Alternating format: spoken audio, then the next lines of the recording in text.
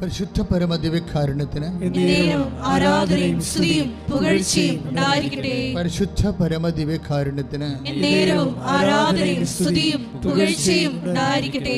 പരിശുദ്ധ പരമദിവ്യകാരുണ്യത്തിന് ആരാധനയും സ്തുതിയും പുകഴ്ചയും ഉണ്ടായിരിക്കട്ടെ. ഇരിക്കുക.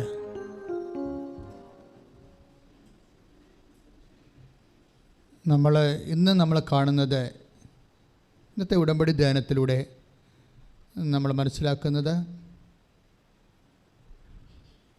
ഉടമ്പടി നമ്മൾ ഇപ്പോഴും ഏറ്റവും അവസാനമായി വന്നിരിക്കുന്നത് ഉടമ്പടി സിൽവർ ഗ്രേ ആണ്. അങ്ങനെ ഓരോ ബ്രാൻഡ് ചെയ്യുന്നതല്ല.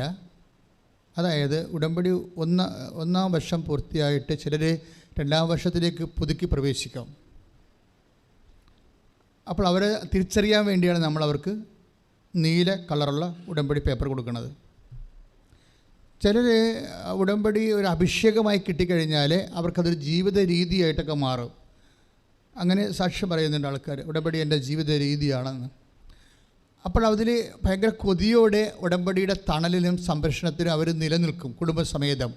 അപ്പോൾ അവരൊക്കെ ഉടമ്പടി ഈ ധ്യാനം തന്നെ, ഉടമ്പടി ധ്യാനം ചിലർ 10 മിനിറ്റ് സമയം പോലെ അടുത്ത 10 മിനിറ്റ് വേറെ ദിവസം അങ്ങനെ കൂടും, അത് കുഴപ്പമില്ല. ചിലർ വീട്ടിലെ എല്ലാവരും വരാൻ വേണ്ടി കാത്തിരിക്കും. എന്നിട്ട് ഒരു സമയം ഫിക്സ് ചെയ്തിട്ട് മൊബൈൽ ടി വിയിൽ കണക്ട് ചെയ്തിട്ട് എല്ലാവരും കൂടി ആ 2.5 മണിക്കൂർ ഇരുന്നാണ് ധ്യാനം കൂടുന്നത്. അങ്ങനെയുള്ള ഫാമിലിയുമുണ്ട്. ഉടമ്പടി വ്യത്യസ്തമായ അഭിഷേകമാണ്. അപ്പോൾ അത് ശരി, ഇത് ശരി, ഇത് തെറ്റ്, അങ്ങനെയൊന്നും അച്ഛൻ പറയണില്ല. ഓരോരുത്തരുടെ ജീവിത രീതികളും അതിൻ്റെ സൗകര്യങ്ങളനുസരിച്ച് വ്യത്യസ്തങ്ങളായ അഭിഷേകമാണ് ആൾക്കാർക്ക് കിട്ടണമെന്നാണ് ഞാൻ ഉദ്ദേശിക്കുന്നത്. ഇനി അങ്ങനെ വരുമ്പോൾ അവരതിൻ്റെ അകത്ത് നിന്ന് മാറാൻ ആഗ്രഹിക്കത്തില്ല.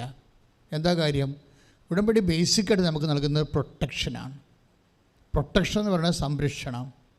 ഉടമ്പടി ഏറ്റവും വലിയ, ഞാൻ ഇന്നുവരെ സാക്ഷ്യങ്ങളെല്ലാം പരിശോധിക്കുമ്പോൾ ഒരു ദിവസം നമ്മളൊക്കെ എല്ലാം 20 സാക്ഷ്യം വെച്ച് 10 ദിവസം 200 സാക്ഷ്യം, അങ്ങനെ 600 ഗ്രേഡഡ് സാക്ഷ്യങ്ങളാണ് ഒരു മാസം നമ്മൾ കേൾക്കുന്നത് ഇവിടെ. അപ്പോൾ ഇതിൽ തന്നെ നോക്കുമ്പോൾ നമുക്ക് മനസ്സിലാകുന്നത് ഓൾമോസ്റ്റ് എല്ലാ ജീവിതത്തിൻ്റെ വ്യത്യസ്തങ്ങളായ അവസ്ഥകളെയും ഉടമ്പടി അഡ്രസ്സ് ചെയ്യുന്നുണ്ട്. അത് വലിയൊരു ഭാഗ്യമാണ്. ഞാനീ ശുശ്രൂഷ തുടങ്ങിയത് 84 തുടങ്ങിയതാണ്, ധ്യാന ശുശ്രൂഷ തുടങ്ങിയത്. അന്ന് മുതൽ അത് എല്ലായിടത്തും മലയോരങ്ങളിലും, ഇന്നിപ്പോൾ അട്ടപ്പാടി നമ്മൾ വലിയ ഒരു ധ്യാന കേന്ദ്രം നമ്മുടേതുണ്ട്. അത് അച്ഛൻ അവിടെ തുടങ്ങുന്നതിന് മുമ്പ് 93 ഞാൻ അട്ടപ്പാടി പോയി വെളുപ്പിന് ധ്യാനിച്ചിട്ടുണ്ട്. അച്ഛൻ തുടങ്ങിയത് എനിക്ക് തോന്നുന്നത് 90 അത് ഒരു 2000 അടുത്താണ് അത് തുടങ്ങണമെന്ന് തോന്നണത്. പക്ഷെ 93 ഞാൻ അട്ടപ്പാടി ചെല്ലുമ്പോൾ മൊട്ടക്കുന്നുകളാണ് അവിടെയെല്ലാം. ഇന്ന് കാണുന്ന പച്ചപ്പൊന്നും ഇല്ല. അന്ന് അട്ടപ്പാടിക്കാർ ഇവിടെ വരുമ്പോൾ, ഞാൻ ഇരിക്കുന്ന സ്ഥലത്ത് പള്ളിത്തോട്ട് വരുമ്പോൾ പറയണത്, ഞങ്ങൾ തീർന്നച്ചാന്ന് പറഞ്ഞു. മുളക് കുടികളെല്ലാം ഉണങ്ങിപ്പോയി, അതുപോലെ തന്നെ ഏലമെല്ലാം ഉണങ്ങിപ്പോയി, കുന്നെല്ലാം മുട്ടക്കുന്നായി പോയെന്ന് പറയും. അപ്പോൾ അവിടെ അപ്പോൾ ഞാൻ കടലോരത്ത് ധ്യാനം നടത്തിക്കൊണ്ടിരിക്കുകയായിരുന്നു. അപ്പോൾ എനിക്ക് തോന്നി കർത്താവ് മലയോരത്തേക്ക് എന്നെ വിളിക്കുകയാണെന്ന് വിചാരിച്ചുകൊണ്ട് ഞാൻ അട്ടപ്പാടി പോയി. വലിയ ഗ്രൂപ്പൊക്കെ ആയിട്ടാണ് പോയത്, 10-16 പേരൊക്കെയാണ് പോയത്. അവിടെ കുറേ നാളുകളായിട്ട്, ഇന്നിപ്പോൾ നമുക്ക് മഴ മാറാതെ നിൽക്കുന്ന കാരണം നമുക്ക് മഴ തന്നെ ഒരു വലിയൊരു ബാധ്യതയായിട്ട് മാറുകയും. പക്ഷേ അന്ന് അങ്ങനെ അല്ലായിരുന്നു. ഈ 93-92 കാലഘട്ടങ്ങളിലൊക്കെ മഴ കുറവായിരുന്നു. പൊതുവെ മഴ കുറവാണ്. അട്ടപ്പാടിയിൽ മഴ പെയ്തിട്ട് മാസങ്ങളായി. ഏലത്തിനൊക്കെ നമുക്കറിയാമല്ലോ, ഒരു തണുപ്പ്, ആ ഒരു അന്തരീക്ഷം കുറഞ്ഞ ഉടനെ അത് മഞ്ഞ നിറം കാണിക്കും. ഉടനെ ഞാൻ ശാന്തമ്പാറ ധ്യാനിപ്പിക്കാൻ ചെല്ലുമ്പോൾ അവിടെ ഹെലികോപ്റ്ററിന് മഴ പെയ്തിപ്പിച്ചുകൊണ്ടിരിക്കുകയാണ്. മണിക്കൂറിന് 20,000 രൂപ വെച്ച്, മണിക്കൂറിന് 20,000 രൂപ വെച്ച് ശാന്തമ്പാറ ധ്യാനിപ്പിക്കണ 2003-2004 ഘട്ടങ്ങളിൽ. അപ്പോൾ മണിക്കൂറിന് 20,000 രൂപ വെച്ച് ഹെലികോപ്റ്ററിൽ ഏലത്തോട്ടങ്ങളിൽ അടിച്ചുകൊണ്ടിരിക്കുകയാണ്, മഴ പെയ്യിപ്പിച്ചുകൊണ്ടിരിക്കുകയാണ്, കൃത്രിമ മഴ. അപ്പോൾ ഇങ്ങനെ ചില സമയത്ത് ഇതുപോലെ വലിയൊരു ക്ലൈമറ്റ്, കാലാവസ്ഥ നമ്മളെ ചതിക്കും. ആര് ഭരിക്കുന്നു എന്നുള്ളതല്ല പ്രശ്നം, നമുക്ക് ഈ ഭരണമൊന്നും എത്താത്ത കുറേ സ്ഥലങ്ങളുണ്ട്. അത് വലിയൊരു സംഭവമാണ്. ഭരിക്കുന്നവർ വിചാരിക്കും ചിലപ്പോഴേ, അവർ പറഞ്ഞ പോലെ അവരുടെ ഒക്കത്താണ് ജനം മുഴുവനൊന്ന്. ആരുടെയും ഒക്കത്തില്ല. കാലാവസ്ഥ എന്ന് പറഞ്ഞ സംഭവം അല്പം ഒന്ന് ഗതി മാറിയാൽ എല്ലാം അങ്ങോട്ട് മാറണ കാണാം, മൊത്തം മാറും. ഒന്നും നമ്മുടെ കൈപ്പിടി നിൽക്കത്തില്ല. പ്രളയം വരെ ഇപ്പോൾ എല്ലാത്തിനും രക്ഷപ്പെടാൻ വേണ്ടി 2-3 വാക്കുകൾ കണ്ടുപിടിച്ചിട്ടുണ്ടല്ലോ അധികാരികൾ. ഒന്ന് മേഘവിസ്ഫോടനം, പിന്നെ തീർന്നില്ലേ, എല്ലാ ഉത്തരവാദിത്തത്തിൽ നിന്ന് അവർ രക്ഷപ്പെടും. മേഘവിസ്ഫോടനമല്ലേ. അത് ഹൈ റേഞ്ചിലെ വിഷയങ്ങളെല്ലാം കൈകാര്യം ചെയ്യണം ഒറ്റ വാക്ക് വെച്ചാൽ മെഗാവിസ്ഫോടനം. ഉള്ള പൊട്ടി ജീവിതവും പോയി, വീട് പെരയുടെ ഭൂമിയുടെ അടി ആണ്ടുപോയാലും ഇവർ തടി ഉയരണത് മെഗാവിസ്ഫോടനം പറഞ്ഞാൽ. മെഗാവിസ്ഫോടനം എന്ന് പറയണത് ഹെവി റെയിനിങ് പണ്ടും ഉണ്ടായിരുന്നു. പക്ഷേ ഇന്നെപ്പോഴും ഇത് മനസ്സിലാക്കാത്ത രീതിയിലുള്ള അതിൻ്റെ ഇരകളായിട്ടുള്ള ആൾക്കാരെ ശാശ്വതമായി സംരക്ഷിക്കുന്ന നടപടിക്രമങ്ങൾ ദൈവത്തിൻ്റെ ഭാഗത്തുനിന്ന്, അതിൽ അധികാരികൾക്ക് ദൈവികമായ ഒരു ബോധവും ചിന്തയും ഒക്കെ കുറവായത് കാരണം വിശ്വാസികൾക്ക് മാത്രമേ ഈ രാജ്യത്തെ നിലനിർത്താൻ പറ്റത്തുള്ളൂ. കാര്യം പകുതി മുക്കാൽ കാര്യങ്ങളും ദൈവികമായ കാര്യങ്ങൾ, ദൈവത്തിന് മാത്രമേ എന്തെങ്കിലും ചെയ്യാൻ പറ്റത്തുള്ളൂ. ഇപ്പം നമ്മളെല്ലാം വിഷമിക്കുന്ന തീരദേശമൊക്കെ വിഷമിക്കണ എന്താ കാര്യം? മനുഷ്യനിർമ്മിതമായിട്ടുള്ള കോർപ്പറേറ്റ് ദുരന്തങ്ങൾ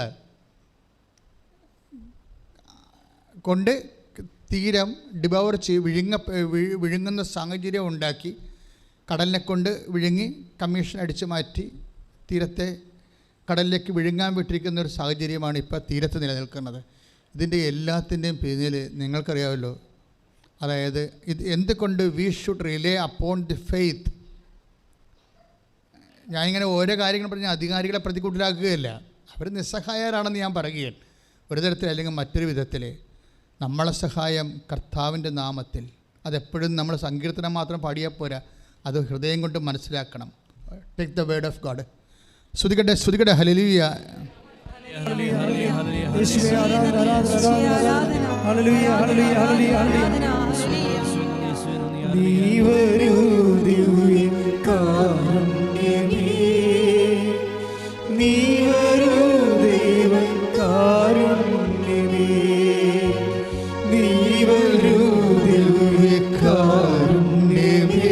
ഒരുമിച്ച് സന്തോഷത്തോടെ പാട്.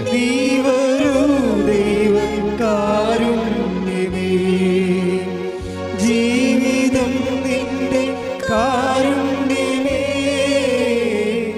ജീവനേ നിത്യ കാരുണ്യമേ, ജീവിതം നിന്റെ കാരുണ്യമേ, ജീവനേ നിത്യ കാരുണ്യമേ. പരിശുദ്ധ പരമദിവ്യകാരുണ്യത്തിന് നേറ്റ് പറഞ്ഞ നമ്മുടെ സഹായം കർത്താവിന്റെ നാമത്തിൽ. പറഞ്ഞോളൂ. 121 സങ്കീർത്തനം 1-2 തിരുവചനങ്ങൾ. സങ്കീർത്തനം 121 1-2 തിരുവചനങ്ങൾ. അതാണ് ഇപ്പോൾ ഈശോ നാവിൽ തന്നത്. എന്താണത്? പർവ്വതങ്ങളിലേക്ക് ഞാൻ കണ്ണുകൾ ഉയർത്തുന്നു. ഏറ്റു പറഞ്ഞേ. പർവ്വതങ്ങളിലേക്ക് ഞാൻ കണ്ണുകൾ ഉയർത്തുന്നു.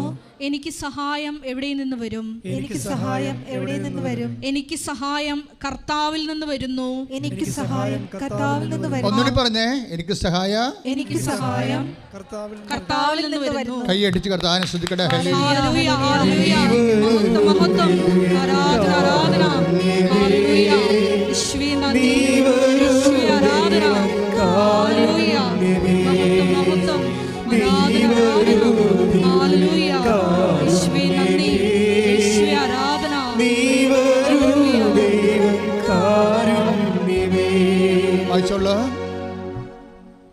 എനിക്ക് സഹായം കർത്താവിൽ നിന്ന് വരുന്നു. എനിക്ക് സഹായം കർത്താവിൽ നിന്ന് വരുന്നു. ആകാശവും ഭൂമിയും സൃഷ്ടിച്ച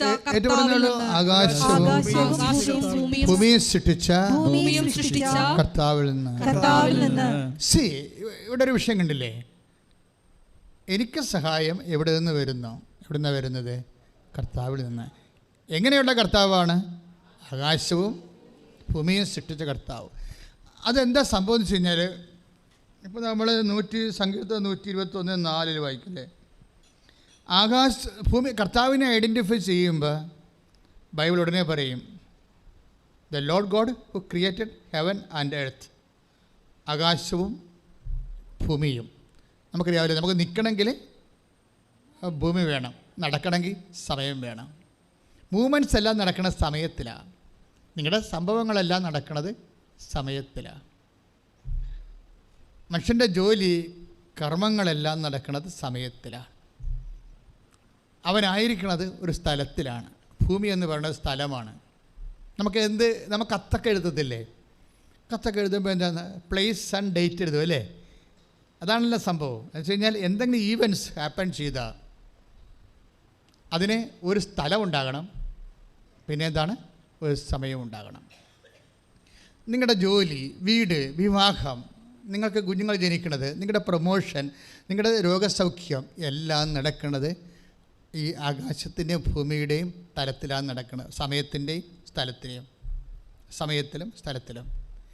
ഇനി ഈ സമയവും സ്ഥലവുമാണ് പലപ്പോഴും നമ്മളെ നിയന്ത്രിക്കുകയോ നമ്മളെ അടിമപ്പെടുത്തുകയോ ചെയ്യുന്ന ഏജൻ്റ് സ്ഥലവും സമയവുമാണ്.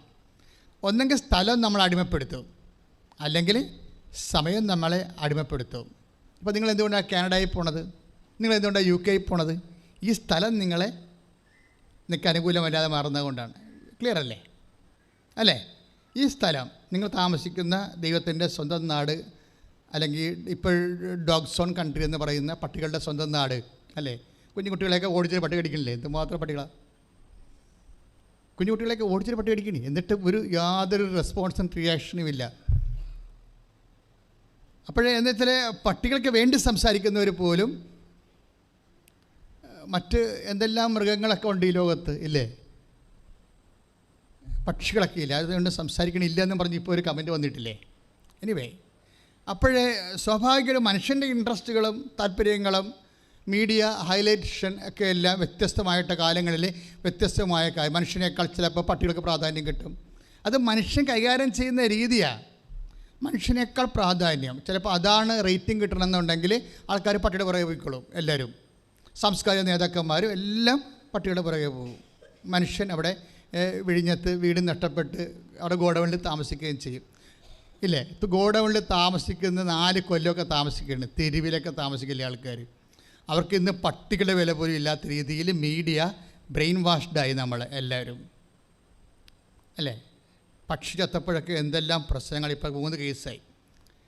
പക്ഷി ചത്തപ്പോഴേ കേസ് എടുക്കേണ്ടെന്നല്ല പ്രശ്നം, മനുഷ്യനിവിടെ ദ്രവിച്ച് തീരാനായല്ലോ, അതിനെതിരെ കേസില്ലല്ലോ, കടപ്പുറത്ത് പോലും വന്ന് നോക്കണില്ലല്ലോ. അപ്പോൾ മനുഷ്യത്വരഹിതമായിട്ടുള്ള നിലപാടുകൾ ഓരോരോ കാലത്ത് അധികാരികളുടെ താല്പര്യവും അവിടെ നിലനിൽപ്പും അനുസരിച്ചുകൊണ്ട് മാറുമ്പോൾ നമ്മൾക്ക് ദൈവം മാത്രമേ ഉള്ളെന്ന് പറയുകയാണ്. കൈയിട്ടിച്ച്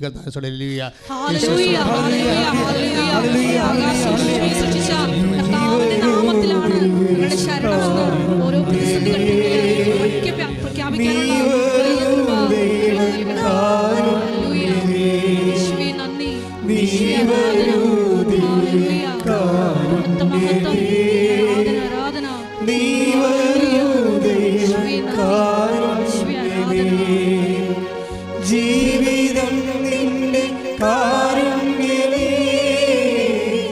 ജീവനേ നിത്യ കാരുണ്യമേ. പരിശുദ്ധ പരമദിവ്യകാരുണ്യത്തിന് ആരാധനയും സ്തുതിയും പുകഴ്ചയും ഉണ്ടായിരിക്കട്ടെ. ഈ ഒരു ബോധം നമുക്കിപ്പോൾ ആരുണ്ടായാലും, സർക്കാരുണ്ടായാലും പട്ടാളം ഉണ്ടായാലും സമ്പത്തുണ്ടായാലും ആരോഗ്യമുണ്ടായാലും ബേസിക്കായിട്ട് ഒരു വ്യക്തിയുടെ നിലനിൽപ്പിൻ്റെ ഏറ്റവും വലിയ സംഭവം എന്താ? ആകാശത്തെയും ഭൂമിയെയും സൃഷ്ടിച്ച കർത്താവിൽ നിന്നാണ് എനിക്ക് സഹായം ലഭിക്കുന്നത്. മനസ്സിലായില്ലേ? ഫസ്റ്റ് റെഫറൻസ് ആൻഡ് പ്രിഫറൻസ് എന്താണ്? ദൈവമായിരിക്കണം. ഇപ്പോൾ കഴിഞ്ഞ ദിവസങ്ങളിലെ ഒരു സാക്ഷി എനിക്ക് ഭയങ്കര അതിൽ ജോർജ് ഒരു പയ്യൻസാണ്, ഒരു ഡിഗ്രി സ്റ്റുഡൻ്റ് ആണെന്ന് തോന്നുന്നു. അതിൽ ജോർജിൻ്റെ സാക്ഷ്യങ്ങളിങ്ങനെ പോകുമ്പോഴേ അവൻ പറയുന്ന കുറച്ച് കാര്യങ്ങളുണ്ട്. ഞാൻ ഇന്നലെ ഇവിടെ നിന്ന് അതെല്ലാം കേൾക്കിയിരുന്നു. കാര്യം ഈ അഭിഷേക സാക്ഷ്യങ്ങൾ കേൾക്കുമ്പോൾ എനിക്കറിയാൻ പറ്റും. ചില ആൾക്കാരിങ്ങനെ സാക്ഷ്യം പറയുമ്പോൾ ഒരു റിപ്പോർട്ടിങ് പോലെ പറയും, അവർക്ക് അഭിഷേകമില്ല, അവർക്ക് ഉണ്ടായ അനുഭവങ്ങൾ അവരിങ്ങനെ പറയണമെന്നേ ഉള്ളൂ, അതിൻ്റെ അകത്ത് അഭിഷേകം ഉണ്ടാകത്തില്ല. കാര്യം അവർ പ്രാർത്ഥിച്ച് പറയുകയോ അല്ലെങ്കിൽ ഞാൻ ഈ സാക്ഷ്യം പറയുന്നത് കൊണ്ട് കർത്താവിൻ്റെ വചനം കൂടുതൽ പ്രചരിക്കണമെന്നോ വിശ്വാസമില്ലാത്തവർക്ക് വിശ്വാസം ഉണ്ടാകണമെന്നോ ഒക്കെ അങ്ങനെ ആഗ്രഹിക്കാതെ പ്രേക്ഷിത ചൈതന്യമില്ലാതെ ചുമ്മാ കിട്ടിയ ഒരു അനുഭവം അങ്ങനെ പങ്കുവെക്കണം. അതിന് അഭിഷേകമാണ്. കേൾക്കാൻ പറയാം, അതിന് അനോയിൻറ്റിങ്ങേടല്ല, ചുമ്മാ ഒരു റിപ്പോർട്ടിങ്ങാണ്, ഈവൻസ് റിപ്പോർട്ടിങ്ങാണ് അവർക്ക് കിട്ടിയ രോഗസൗഖ്യം. അപ്പോൾ അതിൻ്റെ വരണത് അതിൻ്റെ സാക്ഷ്യം ഇവിടെ അവനത് പറഞ്ഞുകൊണ്ടിരിക്കുന്ന സമയത്ത് തന്നെ ഞാൻ ഇങ്ങോട്ട് കയറി വരുമ്പോൾ തന്നെ എനിക്കൊരു അഭിഷേകം കിട്ടി. അപ്പോൾ ഞാനത് ഇവിടുത്തെ ശുശ്രൂഷ ബ്ലോക്ക് ചെയ്തിട്ട് ഞാൻ അതിനെ കേട്ടുകൊണ്ടിരിക്കുകയും എന്നുവെച്ചാൽ അപ്പോൾ പരിശുദ്ധാത്മാവ് എന്നോട് പറയുന്നുണ്ട്, നീ ആഗ്രഹിച്ച സാധനം ഇപ്പോൾ അവൻ പറയുമെന്ന്. അതാണ് ഞാൻ നിന്നത് കളാൻ. നീ ആഗ്രഹിച്ചുകൊണ്ട് നടന്ന ഒരു കാര്യം അവനിപ്പോൾ പറയുമെന്ന്. അപ്പോൾ ഞാനത് ഇവൻ എന്താണ് പരിശുദ്ധാത്മാവിൽ പറയാൻ പോകണമെന്ന് നോക്കിയപ്പോൾ അവൻ പറയുമായിരുന്നു, എൻ്റെ ആസ്തി എന്ന് പറയുന്നത് വിശ്വാസം മാത്രമാണ്. പിന്നെ എനിക്കുണ്ടായിരുന്നത് ആഗ്രഹമാണ്. 2 കാര്യമാണ് എനിക്കുള്ളത്. ഒന്ന് വിശ്വാസം, രണ്ടാമത്തത് എന്താണ്? ആഗ്രഹം. എന്ന് ഇത് കഴിഞ്ഞ ആഴ്ചയിൽ ഞാൻ ഉടമ്പടി ധ്യാനം നടത്തിക്കൊണ്ടിരുന്നപ്പോൾ കർത്താവിനോട് പറഞ്ഞായിരുന്നു, ആഗ്രഹത്തിന് മേൽ അഭിഷേകം മേടിച്ചാൽ ഉടമ്പടി സാക്ഷാത്കരിക്കപ്പെടുമെന്ന്. മനുഷ്യന് ആഗ്രഹമില്ലേ?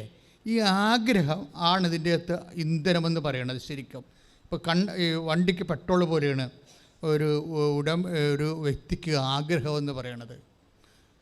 ആഗ്രഹം അപ്പോൾ നിങ്ങളോർക്കും അത്യാഗ്രഹമല്ല, അങ്ങനെയല്ല.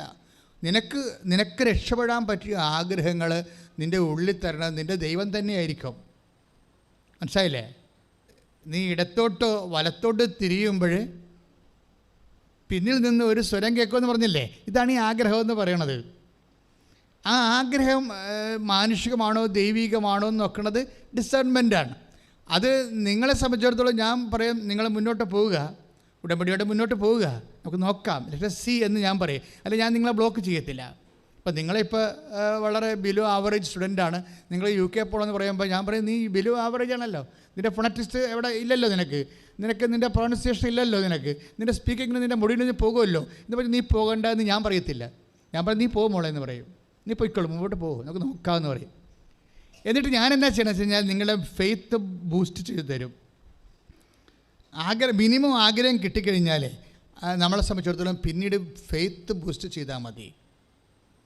അങ്ങനെ വരുമ്പോൾ നിനക്ക് ദൈവം കാര്യം ഇത് എപ്പോഴും ഉടമ്പടി വർക്ക് ചെയ്യണത് എങ്ങനെയാണ്? ഉടമ്പടിയുടെ മുഖമുദ്ര എന്ന് പറയുന്നത് എന്താണ്?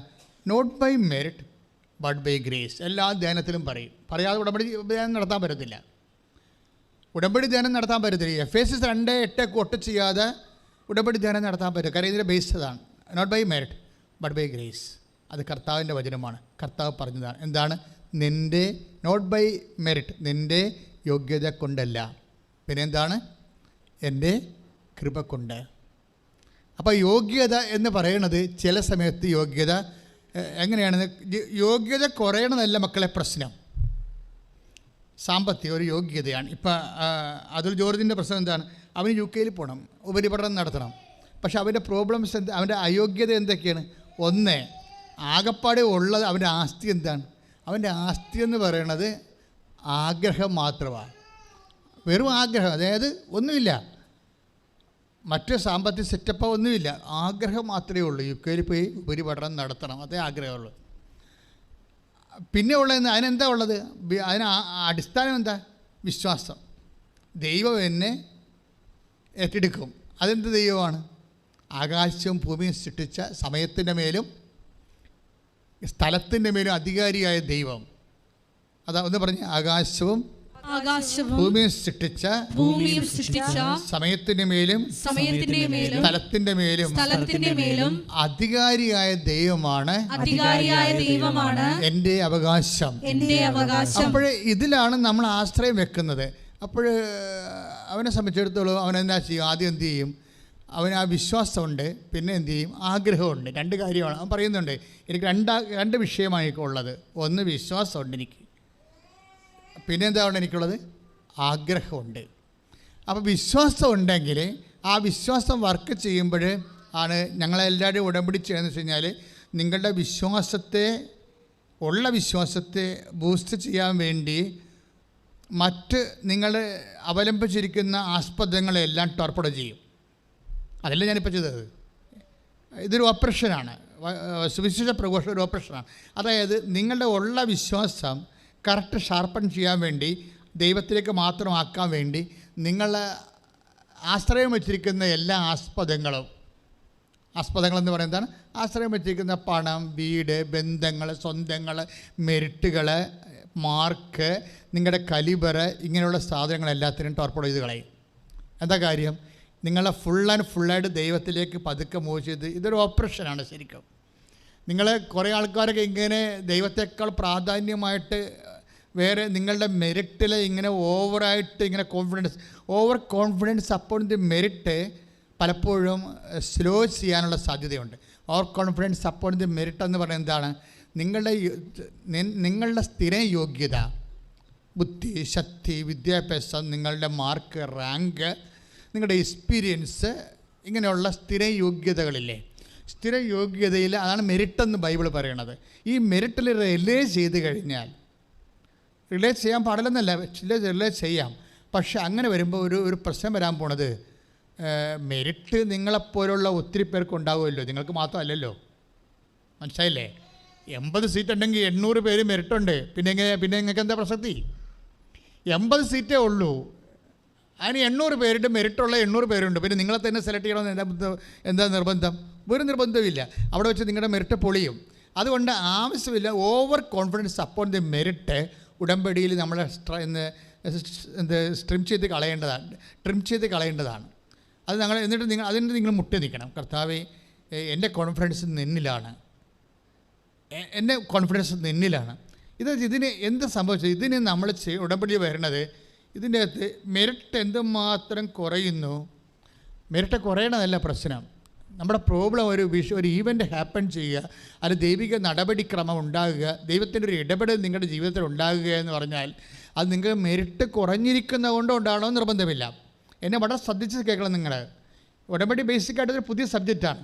അത് നമ്മൾ നൊവേനയും ജപമാലയും അതുപോലെ മറ്റ് പ്രാർത്ഥനാ രീതികൾ പോലെ കൈകാര്യം ചെയ്യാൻ പറ്റത്തില്ല. അതെല്ലാം സിംഗിൾ എഡ്ജഡ് പ്രെയറാണ്. ഉടമ്പടി ഒരു ഡബിൾ എഡ്ജഡ് ആയിട്ടുള്ള പ്രെയറാണ്. നിന്നെ ഒരു കക്ഷിയാക്കുന്നു, ദൈവം വേറൊരു കക്ഷിയാണ്. ഉഭയകക്ഷിയായിട്ടുള്ള ഒരു ബെർത്ത് ഉടമ്പടി എന്ന് വെച്ചാൽ ഒരു റിലേഷനിലേക്ക് നീ വരികയാണ്. അപ്പോൾ ഇതിൻ്റെ എല്ലാം താത്വികമായി മനസ്സിലാക്കിയില്ല എന്നുണ്ടെങ്കിൽ നമുക്ക് അതനുസരിച്ച് ഇൻവെസ്റ്റ് ചെയ്യാൻ പറ്റാതെ വരും. ഇപ്പോൾ അച്ഛൻ എന്താ പറഞ്ഞത്? ഇപ്പം നിങ്ങൾ മെരിറ്റിൽ റിലൈസ് ചെയ്യരുത്, അല്ല, നിങ്ങളുടെ മെരിറ്റിൽ റിലൈസ് ചെയ്ത് നിങ്ങൾ സ്പീക്ക് ചെയ്യാൻ പറ്റണില്ല, അല്ലെങ്കിൽ നിങ്ങൾക്ക് വസ്തുവിന് കടമാണ്, അതുകൊണ്ട് എനിക്ക് ബാങ്കിൽ ലോൺ കിട്ടണില്ല, അങ്ങനെ നിങ്ങൾ അപ്പോൾ കടങ്ങൾ പരിഹരിക്കാൻ വേണ്ടിയുള്ള ശ്രമങ്ങൾ നിങ്ങൾ നടത്തും. അപ്പോൾ സോ ദാറ്റ് ബാങ്കുകാരൻ നമുക്ക് ലോൺ തരുമല്ലോ എന്ന് നിങ്ങൾ വിചാരിക്കും. ഇതൊരു മാനുഷികമായി നിങ്ങൾ അതിനെ അപ്രോച്ച് ചെയ്യും. പക്ഷേ നിങ്ങൾക്കറിയാമല്ലോ, ഇതിനേക്കാൾ മെച്ചമായിട്ട് ദൈവത്തിൻ്റെ ഈ വിഷയത്തെ കൈകാര്യം ചെയ്യാൻ കഴിയും. ദൈവത്തെ എന്തുകൊണ്ട് നിങ്ങളുടെ ജീവിതത്തിൻ്റെ ഒരു വിഷയത്തിൽ കക്ഷി ചേർക്കണം? അതാണ് ഉടമ്പടി അന്വേഷിക്കുന്ന പ്രഥമമായിട്ടുള്ള കാര്യങ്ങൾ. എന്തുകൊണ്ടാണ് അങ്ങനെയെന്ന് ചോദിച്ചു കഴിഞ്ഞാൽ അതിൻ്റെ അർത്ഥം നിങ്ങളുടെ മെരിറ്റ് കുറയുന്നോ, ശ്രദ്ധിക്കുക, യോഗ്യത, മെറിറ്റ് മീൻസ് യോഗ്യത കുറയുന്നു എന്ന് പറയുന്നത് ഉടമ്പടിയിൽ ഒരു മെറിറ്റല്ല. ഉടമ്പടിയെ മെറിറ്റ് എന്താ വെച്ച് കഴിഞ്ഞാൽ, യോഗ്യത എന്ന് പറയുന്നത് വെച്ച് കഴിഞ്ഞാൽ നിങ്ങളുടെ യോഗ്യത ഒരു 35% കുറഞ്ഞാൽ ബാക്കി 65% ബ്ലാങ്ക് അല്ലേ, അത് എൻക്രീസ് ചെയ്യണം. മനസ്സിലായില്ലേ? അതിങ്ങനെ ബ്ലാങ്കായിട്ട് കിടക്കരുത്. നിങ്ങളുടെ മെറിറ്റ് ഇല്ല എന്ന് പറഞ്ഞിട്ട് വായിട്ട് നോക്കിയിരിക്കരുത്.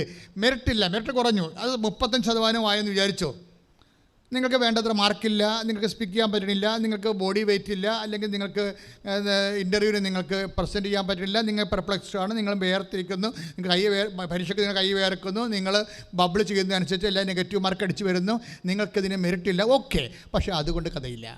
നിങ്ങൾക്ക് മെറിറ്റ് കുറഞ്ഞ് 35% മെറിറ്റ് ചുരുങ്ങുന്നുണ്ടെങ്കിൽ പിന്നെ നമ്മുടെ ഓപ്ഷൻ എന്ന് പറയുന്നത് എന്താണ്? ആ 65% എൻകറേജ് ചെയ്യണം.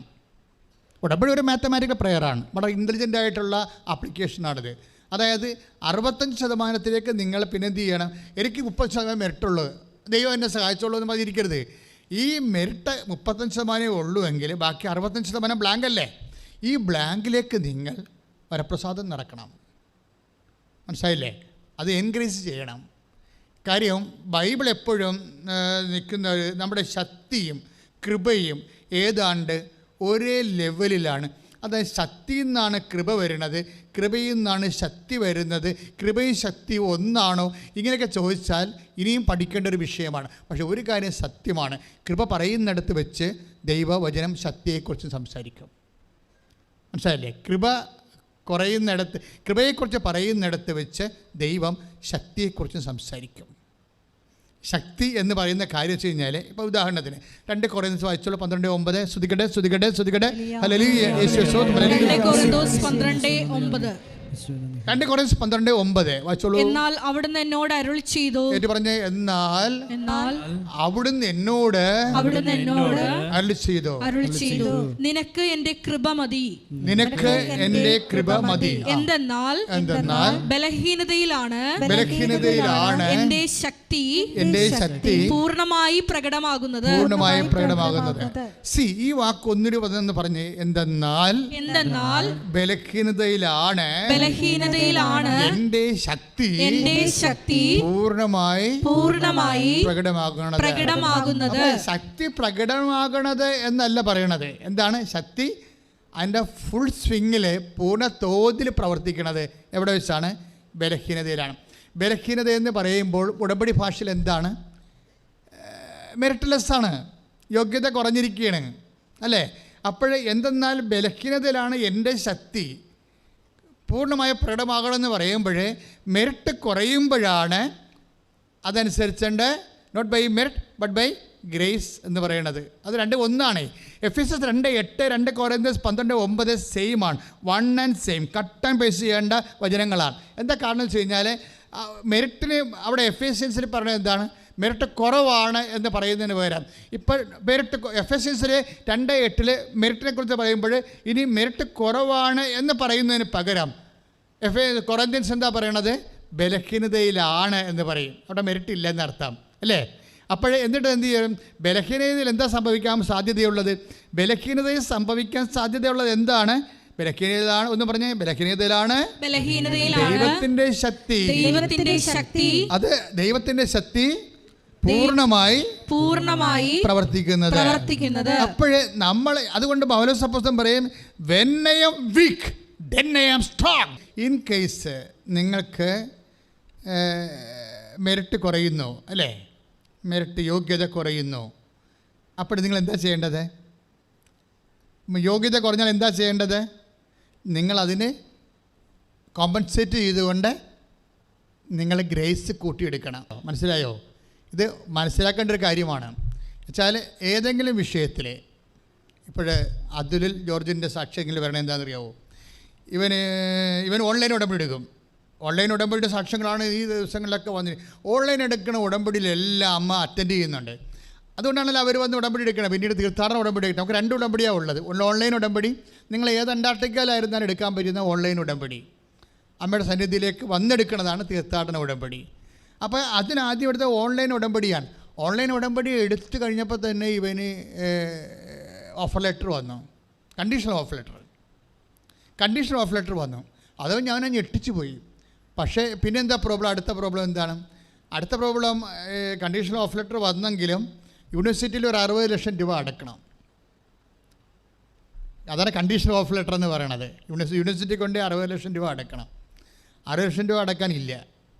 അപ്പോൾ എന്ത് ചെയ്യും? അപ്പോൾ അവിടെ മെറിറ്റ് ഇല്ല. അവിടെ അതാണ് നമ്മൾ ഉടമ്പടി ഭാഷ പറഞ്ഞാൽ യോഗ്യതയില്ല. അതുകൊണ്ട് ഉടനെ ഇവൻ ബാങ്കിൽ പോകും. 2-3 ബാങ്കിൽ ചെന്നപ്പോൾ ബാങ്കുകാരൻ പറയണത് ഇവന് സിവിൽ പോയിൻറ്റ്സ് ഇല്ലെന്നാണ്.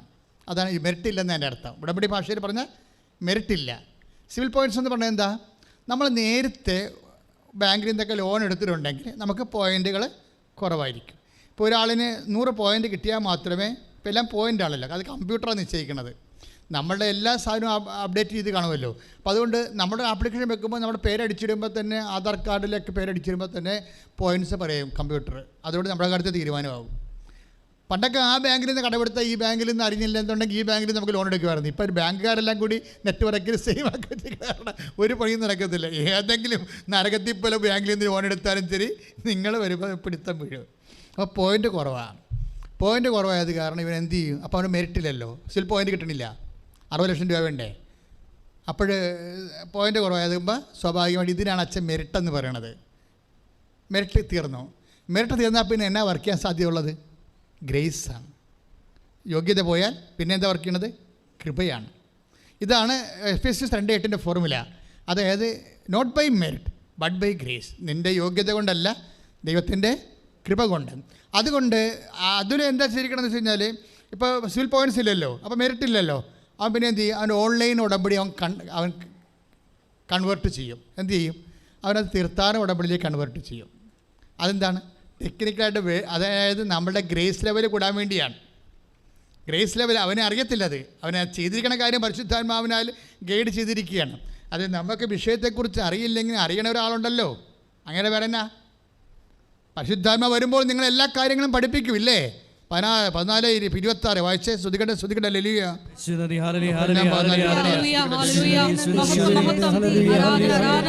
യോഹന്നാൻ 14:26. എന്നാൽ എൻ്റെ നാമത്തിൽ പിതാവ് അയക്കുന്ന സഹായകനായ പരിശുദ്ധാത്മാവ് എല്ലാ കാര്യങ്ങളും നിങ്ങളെ പഠിപ്പിക്കുകയും ഞാൻ നിങ്ങളോട് പറഞ്ഞിട്ടുള്ളതെല്ലാം നിങ്ങളെ അനുസ്മരിപ്പിക്കുകയും ചെയ്യും. അപ്പോൾ ഒന്നിനു പറഞ്ഞ യോഹന്നാൻ 14:26 എൻ്റെ നാമത്തിൽ പിതാവ് അയക്കുന്ന സഹായകൻ നിങ്ങളെ എല്ലാ കാര്യങ്ങളും പഠിപ്പിക്കും. ഞാൻ പഠിപ്പിച്ചിട്ടുള്ളതെല്ലാം നിങ്ങളെ അനുസ്മരിപ്പിക്കും. അപ്പോൾ ഇതൊരു വിഷയമാണ്. ഇപ്പം ചില കാര്യത്തെക്കുറിച്ച് നമുക്കൊരു ഐഡിയ ഇല്ല. പക്ഷെ അതേസമയം തന്നെ നിന്നിൽ വസിക്കുന്ന പരിശുദ്ധാത്മാവിന് ഇതിനെക്കുറിച്ച് കൃത്യമായ അറിവുണ്ട്. കാര്യം 14:26 എന്താണ്? എൻ്റെ നാമത്തിൽ പിതാവ് അയക്കുന്ന പരിശുദ്ധാത്മാവ് ആരാണെന്നാണ് ഈശോ പറഞ്ഞത്? സഹായകനാണ്. മനസ്സിലായല്ലേ? എൻ്റെ നാമത്തിൽ പിതാവ് അയക്കുന്നത് ആരാണ്? സഹായകനാണ്. ഈ സഹായകൻ എന്ന് പറയുമ്പോൾ കുറച്ച് കാര്യത്തിൽ സഹായം, കുറച്ച് കാര്യത്തിൽ വേറെ നമ്മൾ കടയിൽ പോകണമെന്ന് പറഞ്ഞാൽ വേറെ സ്ഥലത്ത് പോകണം, അങ്ങനെയില്ല. എല്ലാ കാര്യങ്ങളും സഹായകനാണ്. കൈയടിച്ച് കർത്താവിനെ സ്തുതിക്കട്ടെ.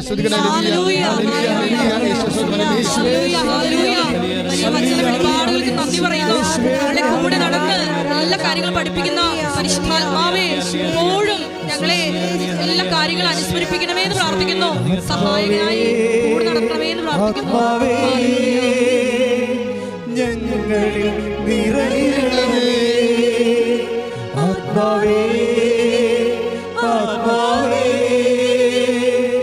ഞങ്ങളിൽ നിറയണമേ ആത്മാവേ, ആത്മാവേ, ഞങ്ങളിൽ നിറയണമേ ആത്മാവേ, ആത്മാവേ, ഞങ്ങളിൽ നിറയണമേ. സ്വർഗം തുറന്നു നീ പരന്നിറങ്ങണമേ പരിശുദ്ധാത്മാവേ, അഭിഷേകം തരണേ. സ്വർഗം തുറന്നു നീ സ്വർഗം തുറന്നു നീ പരന്നിറങ്ങണമേ പരിശുദ്ധാത്മാവേ, അഭിഷേകം തരണേ. പരിശുദ്ധ പരമദിവ്യകാരുണ്യത്തിന് ആരാധനയും സ്തുതിയും പുകഴ്ചയും ഉണ്ടായിരിക്കട്ടെ. നമ്മുടെ ഉടമ്പടിയിൽ എപ്പോഴും ഒരു മിനിമം ഹോളി സ്പിരിറ്റ് കീപ്പ് ചെയ്യാൻ അച്ഛൻ പറയുക, അല്ലേ? വിശുദ്ധിയോടെ വ്യാപരിക്കാൻ പറയുക. അതെന്തിനാ കാരണം എന്ന് വെച്ച് കഴിഞ്ഞാൽ ഉടമ്പടിയിൽ ഈ ദൈവസാന്നിധ്യം എന്നുള്ള കൺസെപ്റ്റ് ഭയങ്കര ശക്തമാണ്. മറ്റെല്ലാ പ്രാർത്ഥനകളിൽ നിന്ന് ഉടമ്പടിയെ വ്യത്യസ്തമാക്കുന്നത് ഉടമ്പടിയുടെ പ്രോമിസ് ഓഫ് ദ ഹോളി സ്പിരിറ്റാണ്. അത് നിങ്ങൾ കൃത്യമായിട്ട് ഉടമ്പടി എടുക്കുന്നവർ അറിയണം. എന്താ വെച്ചാൽ ഉടമ്പടി മറ്റ് പ്രാർത്ഥനാ രൂപങ്ങളിൽ നിന്നും ഉടമ്പടിയെ വ്യത്യസ്തമാക്കുന്നതിൻ്റെ കാരണം ഇതിലൊന്ന് ദൈവത്തിൻ്റെ സാന്നിധ്യമാണ്. When you take the covenant prayer you receive Holy Spirit. അതായത് നിങ്ങൾ ഈ ഉടമ്പടിയിലേക്ക് ആയിക്കഴിഞ്ഞാൽ അത് സത്യസന്ധമായിട്ടായിരിക്കണം. അല്ലാതെ നിങ്ങളിങ്ങനെ ആക്കാനും വേണ്ടി ഒക്കണേ ഒക്കട്ടെ എന്നൊക്കെ പറഞ്ഞുകൊണ്ട് നോക്കാം, ഇനി ഉടമ്പടി എടുത്തില്ലെന്ന് വേണ്ട, അതുകൂടി എടുത്തേക്കാന്നൊക്കെ വിചാരിച്ചുകൊണ്ട് ഇങ്ങനെ കാണ്ടാമൃഗ ക്രിസ്ത്യാനിയില്ലേ, ആ ടൈപ്പിൽ വന്നാൽ ഒരു പണിയും നടക്കത്തില്ല. മറിച്ച് നിങ്ങൾ ഇതിന് ഉടുത്തുകെട്ടി ഇറങ്ങണം സംഭവം. കാര്യം ഇത് പെർഫെക്റ്റ് ഫോർമുലയായി വർക്ക് ചെയ്യേണ്ടതാണ്, അല്ലാതെ നിങ്ങളുടെ അംബിഗസ് ഹൈപ്പോത്തസിസിൽ വർക്ക് ചെയ്യണതല്ല. ഇത് ബിബ്ലിക്കലായിട്ടുള്ള കറക്റ്റ് ഫോർമുല വർക്ക് ചെയ്യേണ്ടതാണ്. 2 എന്ന് പറഞ്ഞു കഴിഞ്ഞാൽ അതൊരിക്കലും 4.1 ആകത്തില്ല, 3.99 ആകത്തില്ല. ദാറ്റ് ഈസ് 4 ഷാർപ്പ് ഷൂട്ടറാ. അതുകൊണ്ട് തന്നെ മക്കൾ ഇതിനെക്കുറിച്ച് കൃത്യമായി മനസ്സിലാക്കിയിട്ട് കൃത്യമായി ഇൻവെസ്റ്റ്മെൻറ്റ് ചെയ്യണം ഉടമ്പടി വിഷയത്തിൽ. ശ്രുതികട്ടെ ഹല്ലേലൂയ.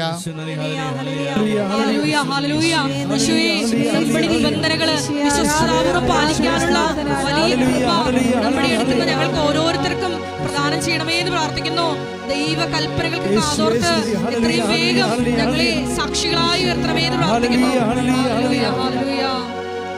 പരിശുദ്ധ പരമദിവ്യകാരുണ്യത്തിന് ആരാധനയും സ്തുതിയും പുകഴ്ചയും ഉണ്ടായിരിക്കട്ടെ. പരിശുദ്ധ പരമദിവ്യകാരുണ്യത്തിന് ആരാധനയും സ്തുതിയും പുകഴ്ചയും. ഉടമ്പടിയിലെ എക്കാലം പുതുക്കാൻ പോകുന്നവരും ഉടമ്പടി എടുക്കാൻ പോകുന്നവരും മനസ്സിലാക്കേണ്ട ഒന്നാമത്തെ കാര്യം, ഉടമ്പടിയിൽ എപ്പോഴും ഒരു ഉള്ളിലിരുന്നൊരു ആലോചന എല്ലാ കാര്യങ്ങൾക്കും ദൈവം തരും. അതിന് നമ്മൾ ആഗ്രഹമെന്ന് പറയുകയും ചെയ്യും, ചിലപ്പോൾ ചിന്തയെന്ന് പറയും, ചിലപ്പോൾ ആശയമെന്ന് പറയും. പക്ഷേ എല്ലാം ദൈവികമായിരിക്കും. കാര്യം എന്താണ്? നീ വിശുദ്ധിയോടു കൂടിയാണ് ഉടമ്പടി എടുക്കുന്നത്. ഇപ്പോൾ ഡോണയുടെ സാക്ഷി ഞാൻ ഇടയ്ക്ക് പറഞ്ഞില്ലേ, അവളെ സംബന്ധിച്ചത് അവിടെ പാസ്പോർട്ട് റിജക്റ്റഡ് ആണ്. പാസ്പോർട്ട് റിജക്റ്റഡ് ആകണം, വെറും ഒരു 72 മണിക്കൂർ കൊണ്ട് പുതിയ പാസ്പോർട്ട് പ്രൊഡ്യൂസ് ചെയ്യണം. നടക്കാത്ത കാര്യമാണ്. 1 മാസം അതിൻ്റെ ഡോർമെൻറ്റ് ടൈമുണ്ട്. പക്ഷേ ഇവൾ പാസ്പോർട്ട് തിരിച്ച് റിജക്റ്റായ പാസ്പോർട്ട്, സ്പെല്ലിംഗ് മിസ്റ്റേക്കുള്ള പാസ്പോർട്ട് കൊണ്ടുവന്ന് പാസ്പോർട്ട് ഓഫീസിൽ കാണിക്കുമ്പോൾ അയാൾ പറയും ഇതിൻ്റെ മിസ്റ്റേക്സ് ഒന്നുമില്ല എന്ന് പറയണില്ലേ എന്ന് പറഞ്ഞാൽ അയാൾ റിജക്റ്റ് ചെയ്യും. അപ്പോൾ ഫോറിൻ എംബസിയിൽ നിന്ന് റിജക്റ്റായി, ഈ നമ്മുടെ പാസ്പോർട്ട് ഓഫീസിൽ നിന്ന് റിജക്റ്റ് കഴിയുമ്പോൾ ഇവിടെ എവിടെ പോകാനാണ്? അപ്പോൾ അവിടെ ഉള്ളിൽ നിന്ന് നീ ഇടത്തോട്ടോ വലത്തോട്ടോ തിരിയുമ്പോൾ പിന്നിൽ നിന്ന് ഒരു സ്വരം കേൾക്കുമെന്ന് പറഞ്ഞില്ലേ, ഇതിനാണ് ദൈവസാന്നിധ്യം എന്ന് പറയുന്നത്. പെട്ടെന്ന് അവളുടെ ഉള്ളിൽ കത്തും. എന്താണ്? മുകളിലോട്ട് പോവുക, ഏറ്റവും മുകളിൽ ഹയർ ഓഫീസറിനെ പോയി കാണുക. അതെന്താണ്? നീ വലത്തോട്ട് ഇടത്തോട്ട് തിരിയും. ആ വചനമെടുത്തേ, ശ്രുതികട്ടെ ശ്രുതികട്ടെ. യെശയ്യാ 30:21. യെശയ്യാ 30:21 വായിച്ചോളുക. നീ വലത്തോട്ടോ ഇടത്തോട്ടോ തിരിയുമ്പോൾ, പറഞ്ഞു, നീ വലത്തോട്ടോ ഇടത്തോട്ടോ തിരിയുമ്പോൾ നിന്റെ കാതുകൾ പിന്നിൽ നിന്ന് ഒരു സ്വരം ശ്രവിക്കും. ഇതാണ് വഴി, ഇതിലേ പോവുക. ഈ ഒരു ഫോർമാറ്റിലേക്ക് മൈൻഡ് സെറ്റ് തിരിച്ചു വരണം നമ്മൾ. അതായത് പെട്ടെന്ന് ഡെഡ് എൻഡായി കഴിഞ്ഞാൽ പരിശുദ്ധാത്മാവ് വർക്ക് ചെയ്യും. മനസ്സിലായില്ലേ? ഇവരുടെ പാസ്പോർട്ട് റിജക്റ്റായി, ഫോറിനിൽ നിന്ന് റിജക്റ്റായി, വിസ റിജക്റ്റായി, ഇവിടെ നിന്ന് റിജക്റ്റായി. അപ്പം പിന്നെ എന്ത് ചെയ്യും? പിന്നെ എങ്ങോട്ട് തിരിഞ്ഞിട്ടും നിവർത്തിയില്ലാത്തപ്പോൾ പിന്നിൽ നിന്ന് ഒരു സ്വരം കേൾക്കും, ഇതാണ് വഴി, ഇതിലേ പോവുക. അവളുടെ മനസ്സിൽ തോന്നി ഹയർ ഓഫീസറിനെ പോയി കാണാൻ പറഞ്ഞു. ഹയർ ഓഫീസറിനെ പോയി കാണുമ്പോൾ അതിനേക്കാൾ വിഷയം കോംപ്ലിക്കേറ്റഡ് ആവും. പക്ഷേ ഹയർ ഓഫീസിനെ പോയി കാണുമ്പോൾ ഇവിടെ ഉടമ്പടി കാശിൽ ഇടയിലുണ്ട്. അത് തൊട്ട് വിശ്വാസപ്രമാണം ശരിയാണ് പോണത്. അതായത് നിങ്ങൾ ഉടമ്പടി പ്രകാരം നിങ്ങൾക്ക് ദൈവം വാഗ്ദാനം ചെയ്തിരിക്കുന്ന അവിടുത്തെ സാന്നിധ്യം. ദാറ്റ് മീൻസ് എന്താണ്? 33:14 വായിച്ചോളൂ. പുറപ്പാടിന്റെ പുസ്തകം. സ്തുതിക്കട്ടെ സ്തുതിക്കട്ടെ. ഹല്ലേലൂയ. പുറപ്പാട് 33:14. കർത്താവ് പറഞ്ഞു, ഞാൻ തന്നെ നിന്നോട് കൂടെ വരികയും നിനക്ക് ആശ്വാസം നൽകുകയും ചെയ്യും. So presence is for consolation. No, അതാണ് എൻ്റെ ഉടമ്പടിയുടെ രീതി. എന്ന് വെച്ചാൽ ദൈവ സാന്നിധ്യം നൽകണത് എന്തിനാണ്? ചുമ്മാ കാഴ്ചക്കാരനെ പോലെയല്ല. ഇപ്പം ചില നിയമസഭയിലും യുഎൻഒയിലുമൊക്കെ ചില ക്ഷണിക്കപ്പെട്ട അതിഥികളില്ലേ, ഓൺ ലുക്കേഴ്സായിട്ട് പോയി അവിടെ പ്രൊസീഡിങ്സ് കണ്ടുകൊണ്ടിരിക്കും. ഇതിനിടയിലും ഉണ്ടാകും പ്രൊസീഡിങ്സ് കണ്ടുകൊണ്ടിരിക്കുക അനുവാദം. വല്ല കഥയുള്ള അത് അവരുടെ പ്രൊസീഡിങ്സേ നമുക്ക് കണ്ടുകൊണ്ടിരിക്കാവുന്ന. അതിൻ്റെ അകത്ത് വോട്ട് ചെയ്യാനൊന്നും നമുക്ക് അധികാരമില്ല. നിരീക്ഷകരായി പോണവർ. മനസ്സിലായോ? നമുക്ക് അതായത് ഇതുപോലെ വലിയ ഫോറങ്ങളിൽ നിരീക്ഷകരുണ്ടാവും. അവർക്ക് വിളിക്കാൻ പറ്റത്തില്ല, അവർ ക്ലിപ്പിട്ട് വെച്ചിരിക്കുകയാണ്. നിരീക്ഷകരായിട്ട് കണ്ണ് മാത്രം തുറന്നിരിക്കും, ഒരു ക്ലിപ്പിട്ട് വെച്ചിരിക്കുക. അതിനാണ് നിരീക്ഷകരെന്ന് പറയുന്നത്. പക്ഷെ പരിശുദ്ധാത്മാവ് ഒരു നിരീക്ഷകനല്ല. മനസ്സിലായില്ലേ? നീ വലത്തോട്ട് ഇടത്തോട്ട് തിരിയുമ്പോൾ ഇതാണ് വഴി, ഇതിലേ പോവുക എന്ന് പറയും. നീ 34:14 നമ്മളെന്താ വായിച്ചത് കേട്ടോ? എന്താ വായിച്ചത്? ഞാൻ തന്നെ നിന്നോട് കൂടെ വരികയും നിനക്ക് ആശ്വാസം നൽകുകയും ചെയ്യും. നിന്നോട് വരിക മാത്രമല്ല ചെയ്യണത്, പിന്നെ എന്താണ്? നിനക്ക് ഉടമ്പടി എടുക്കുന്നൊരു ആ ബോധം ഉണ്ടാകണം. ദൈവം എൻ്റെ കൂടെ ഉണ്ട്. എങ്ങനെയുള്ള ദൈവമാണ്? നിരീക്ഷകനായ ദൈവമല്ല. പിന്നെ എന്താണ്? എനിക്ക് ആശ്വാസം നൽകണ ദൈവം. പുറപ്പാട് 33:16. അങ്ങ് പോരുന്നില്ലെങ്കിൽ അങ്ങ് എന്നിലും അങ്ങയുടെ ജനത്തിലും സംപ്രീതനാണെന്ന് എങ്ങനെ വെളിപ്പെടും? അങ്ങ് ഞങ്ങളോടൊത്ത് യാത്ര ചെയ്യുമെങ്കിൽ അങ്ങ് ഞങ്ങളോടൊത്ത് യാത്ര ചെയ്യുമെങ്കിൽ ഞാനും അങ്ങയുടെ ജനവും ഭൂമുഖത്തുള്ള എല്ലാ ജനതകളിൽ നിന്ന് വ്യത്യസ്തരായിരിക്കും. മേക്ക് ഡിഫറൻസ് എന്നോ പറയത്തില്ലേ?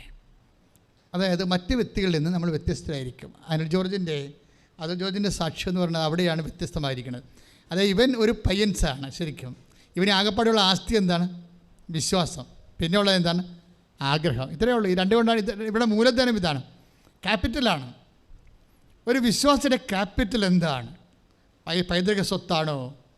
കാലാകാലങ്ങളായിട്ട് അപ്പന്മാരിൽ നിന്ന് പകർന്നു കിട്ടിയ 100 കണക്കിന് ഏക്കർ ഭൂമിയാണോ? എന്താണ്? നമുക്കുള്ള വിദ്യാഭ്യാസമാണോ? നമുക്കുള്ള കെട്ടുപാടുകളാണോ? നമുക്ക് ശുപാർശ ചെയ്യാനും നമ്മളെ സപ്പോർട്ട് ചെയ്യാനും പിന്തുണക്കാനുമുള്ള സംവിധാനങ്ങളാണോ? What is the capital of a faithful? ഒരു വ്യക്തിയുടെ മൂലധനം എന്താണ്? You must know by no means. നീ അത് മനസ്സിലാക്കാതെ നിനക്ക് മുന്നോട്ട് പോകാൻ പറ്റത്തില്ല. ഉടമ്പടി എടുത്ത നീ വ്യക്തിയാണ് നീയെങ്കിൽ ദൈവത്തിൻ്റെ മുമ്പിൽ ഒരു കക്ഷിയായി നീ മറുകക്ഷിയായി കർത്താവിനോട് നീ ഉടമ്പടി ചെയ്തിട്ടുണ്ടെങ്കിൽ ദൈവം ഇതിൽ നിൻ്റെ മൂലധനം എന്ന് പറഞ്ഞാൽ നിൻ്റെ കർത്താവ് തന്നെയാണ്. കൈയിട്ടിച്ച് കർത്താവ്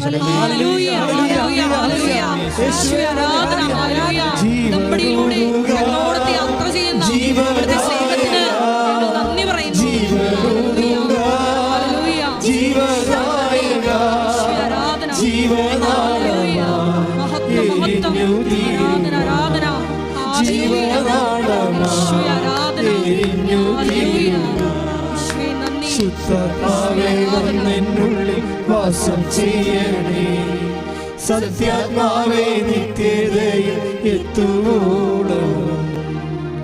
എപ്പോഴും ബൈബിൾ ഇങ്ങനെ വല്ലാണ്ട് പറയുന്ന ഒരു സംഭവമാണ്. എന്താണ്? The lord God is my portion and cup. എൻ്റെ കർത്താവാണ് എൻ്റെ അവകാശം, കർത്താവാണ് എൻ്റെ ഓഹരി എന്ന്. സ്തുതിക്കട്ടെ. ഹല്ലേലൂയ. Take the word of God. സ്തുതിക്കട്ടെ. ഹല്ലേലൂയ.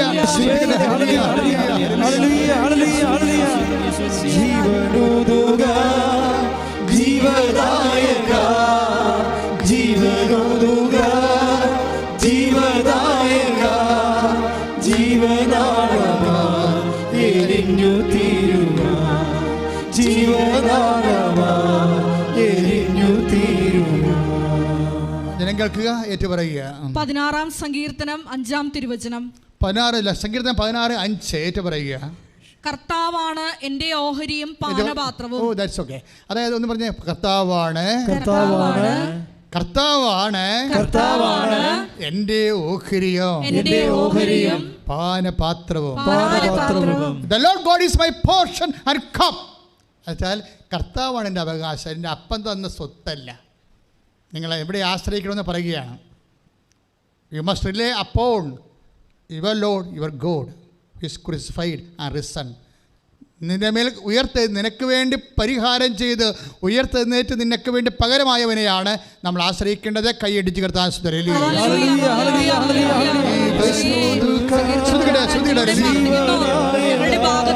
അവിടുത്തെ കരങ്ങളിലാണെന്ന് പ്രഖ്യാപിക്കാനുള്ള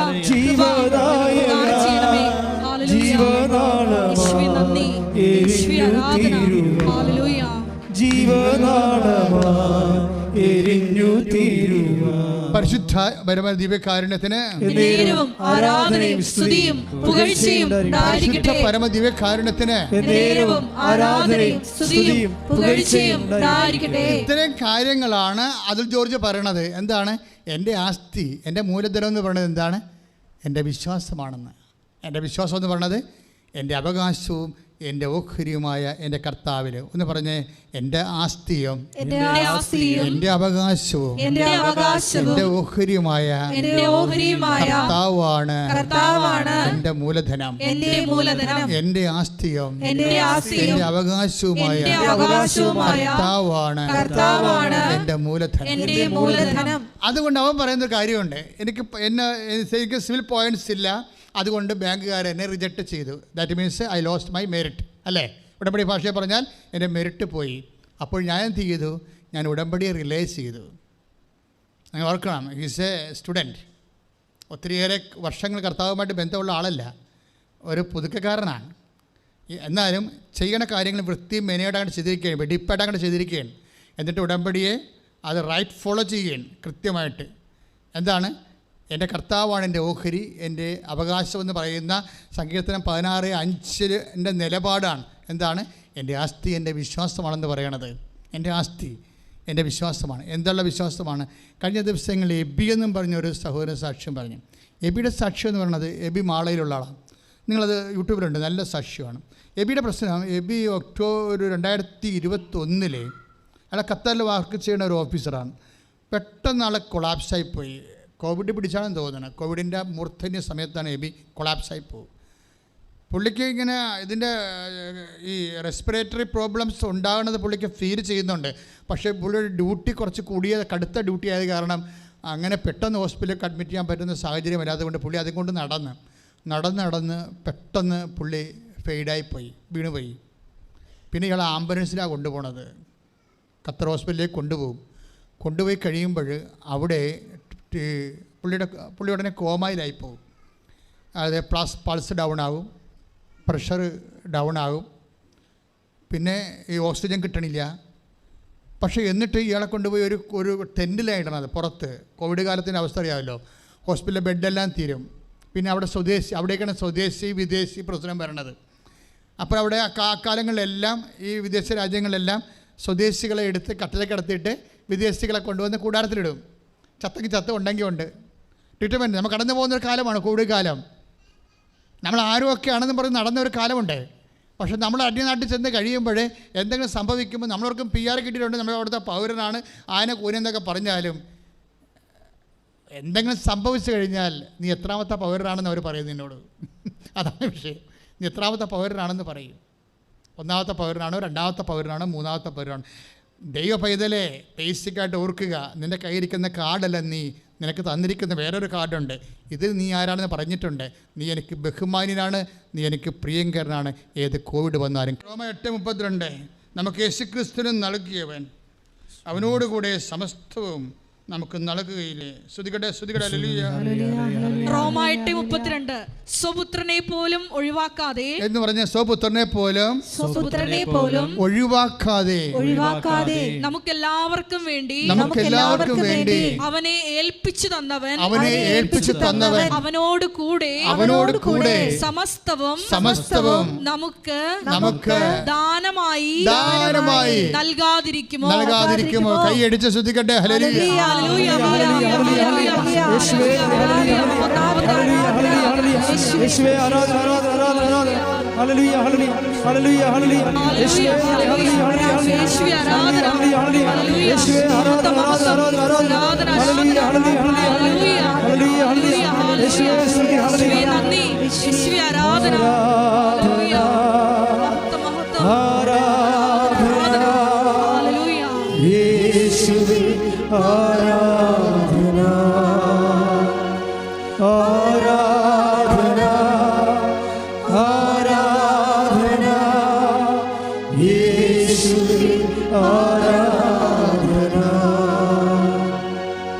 പരിശുദ്ധ പരമദിവ്യകാരുണ്യത്തിന് ആരാധനയും സ്തുതിയും പുകഴ്ചയും ഉണ്ടായിരിക്കട്ടെ. അപ്പോൾ മക്കളെ, ഇത് തമ്മിൽ ചേർത്ത വായിക്കേണ്ടത്. നമ്മുടെ ആസ്തി എന്താണ്, നമ്മുടെ മൂലധനം എന്താണെന്ന് ഞാൻ പറഞ്ഞുകൊണ്ടിരിക്കണം അല്ലേ. ഇതിലൂടെ പരിശുദ്ധാനം പറഞ്ഞുകൊണ്ടിരിക്കുന്നത് നമ്മുടെ ആസ്തി എന്താണ്. ഇപ്പോൾ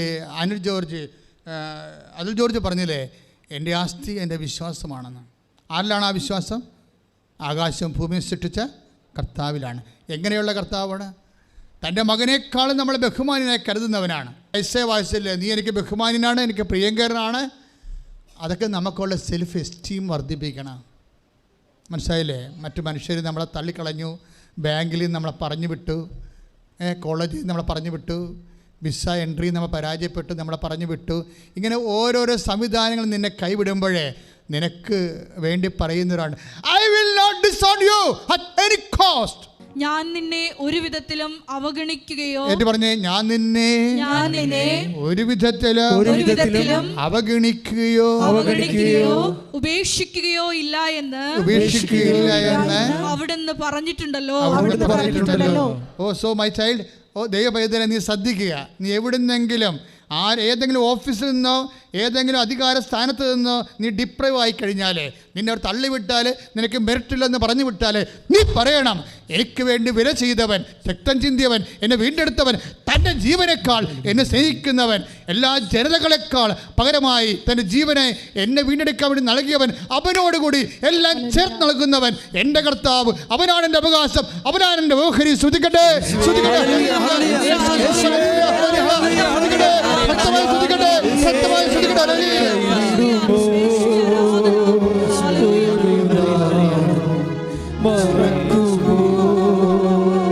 ഞാൻ നിന്നെ കൈവിടുമോ? ഒരു നാളും മറക്കുമോ? ആര് മറന്നാലും മറക്കാത്തവൻ അന്ത്യത്തോളം കൂടെയുള്ളവൻ. നെഞ്ചത്ത് വെച്ചുകൊണ്ട് ആര് മറന്നാലും മറക്കാത്തവൻ അന്ത്യത്തോളം കൂടെയുള്ള. ഞാൻ നിന്നെ കൈവിടുമോ? ഒരു നാളും മറക്കുമോ? കാരുണ്യത്തിന് എന്നേരവും ആരാധനയും സ്തുതിയും പുകഴ്ചയും ഉണ്ടായിരിക്കട്ടെ. അപ്പോൾ എബി എന്ന് പറയുന്ന സഹോദരൻ ഖത്തറിൽ ഓഫീസ് എന്ത് കോമയിലായിപ്പോയി, ഓർമ്മ പോയെന്ന 18 ദിവസം ഓർമ്മയില്ലാതെ കിടന്നു. മൂക്കിൽ കൂടി ശ്വസിക്കുന്നു, അവരുടെ ട്യൂബിലൂടെ ഭക്ഷണം കഴിക്കുന്നു, ശരീരം വെട്ടുതടി പോലെ ഇങ്ങനെ കിടക്കുകയാണ്. ഡോക്ടർമാർക്കൊന്നും ചെയ്യാനേ പറ്റണില്ല. അപ്പം ആസിഫ് ഡെഡ് എന്ന രീതിയിലാണ് അവർ ട്രീറ്റ് ചെയ്യണത്, ഡെഡ് ബോഡി ആണെന്ന രീതിയിലാണ് ട്രീറ്റ് ചെയ്യണത്. പിന്നീട് ഒരു ദിവസം ഇവർ ഓൺലൈൻ ഉടമ്പടി എടുക്കും. അവർക്ക് അറിയത്തില്ല, കൃപാസനത്തെക്കുറിച്ച് അറിയത്തില്ല. ആരുമൊക്കെ പറഞ്ഞിട്ട് ആസ്ട്രേലിയയിൽ നിന്നൊരു ലിങ്ക് കൊടുത്ത് എന്നാൽ അവിടെ സാക്ഷ്യപ്പെടുത്തി. ആ ചേട്ടൻ തന്നെ വന്നിട്ടുണ്ടായിരുന്നു കഴിഞ്ഞ ദിവസം ഇവിടെ, കഠിനായ സുഖനായ ഒരു മനുഷ്യൻ. അദ്ദേഹം തന്നെ സാക്ഷ്യം പറയണത്, അതായത് ഒരു ലിങ്ക് കൊടുത്തിട്ട് വൈഫ് ഓൺലൈൻ ഉടമ്പടി എടുക്കും. ഓൺലൈൻ ഉടമ്പടി എടുത്ത രാത്രി, ഡേറ്റ് ഉണ്ട്, അതിൻ്റെ ടൈമുണ്ട്. ആ ടൈമിൽ പെട്ടെന്നൊരു മിന്നൽ കയറിയിട്ട് ഈ മനുഷ്യന് ബോധം വെക്കും. അപ്പോൾ അത് ബോധം വെക്കണ മുമ്പ് അദ്ദേഹം പറയുന്ന കാര്യമുണ്ട്. അതായത് അദ്ദേഹം സാക്ഷ്യത്തിൽ പറഞ്ഞ വിഷയമുണ്ട്. അതായത് ഡോക്ടർ അവസാനം ഡെഡ് ആയെന്ന് വിചാരിച്ചുകൊണ്ട് ഇയാളുടെ ട്യൂബെല്ലാം ഊരി മാറ്റും. ട്യൂബെല്ലാം ഊരി മാറ്റിയിട്ട് അത് ആ ട്യൂബ് ഊരി മാറ്റണതിന് സെക്കൻഡുകൾക്ക് മുമ്പാണ് ഒരു ഓൺലൈൻ ഉടമ്പടി എടുക്കുന്നത് വൈഫ്. പക്ഷേ ഈ മനുഷ്യൻ്റെ മനസ്സിൽ ഉടനെ മാതാവിനെ ഈ മനുഷ്യൻ മനസ്സിൽ കാണും. കാര്യം ഓർമ്മയില്ല. എബി പറയണത് എൻ്റെ പേര് പോലും എനിക്ക് ഓർമ്മയില്ലെന്നാണ് പറയണത്. നീ ഒന്ന് ചിന്തിച്ച് ആ സിറ്റുവേഷൻ കണ്ട. നമ്മൾ പേര് വലിയ കാര്യമാണെന്നൊക്കെ പറഞ്ഞ് നടക്കില്ലേ. എൻ്റെ പേര് വിളിച്ചില്ല, എൻ്റെ പേര് പറഞ്ഞില്ല, എന്നെ വീട്ടിൽ വന്ന് ക്ഷണിച്ചില്ല, ഇങ്ങനെ പേര് വെച്ചുള്ള കളികൾ എന്തുമാത്രമാണ് ഉള്ളത് ഇല്ലേ. നമ്മുടെ പേര് നമുക്ക് എന്തോ ആനക്കാര്യമാണെന്ന് നമ്മൾ ധരിച്ചിട്ട് പേര് അവഗണിച്ചാൽ നമ്മൾ അവോയ്ഡ് ചെയ്തതിൻ്റെ പേര് നമ്മൾ ഫൈറ്റിനൊക്കെ ഇറങ്ങും. പേര് പ്രശ്നമാണ്. പക്ഷേ ഈ പേര് ഒരു കാലത്ത് നമ്മൾ മറന്നു പോകും. മറ്റുള്ളവർ മറക്കണതിൻ്റെ കാര്യമില്ലല്ലോ. മറ്റുള്ളവർ മറന്നു പോകുമെന്ന് പറഞ്ഞ് നമ്മൾ കേസ് കൊടുക്കാനും പോകുകയോ അല്ലെങ്കിൽ നിങ്ങളുടെ ബന്ധുക്കളായിട്ട് വീട്ടിൽ പോകാതിരിക്കുകയോ അങ്ങനെ ചെയ്തിട്ടേ കാര്യമില്ല. മറ്റുള്ളവർ മറക്കണ പോട്ടാ, നിങ്ങൾ തന്നെ നിങ്ങളുടെ പേര് മറക്കുമെന്നാണ് പറയണത്. എബി പറഞ്ഞില്ലേ, 18 ദിവസമായിട്ട് എൻ്റെ പേര് തന്നെ ഞാൻ മറന്നുപോയി, വെറുതെ വെട്ടുതടി പോലെ കിടക്കുകയാണ്. ഓർക്കണം കേട്ടോ, പേര് വെച്ച് കളിക്കുന്നവരൊക്കെ ഓർത്തേക്കണം. വലിയ പേരും നിലയൊക്കെ ഉണ്ടായിരുന്ന ആളാണ്.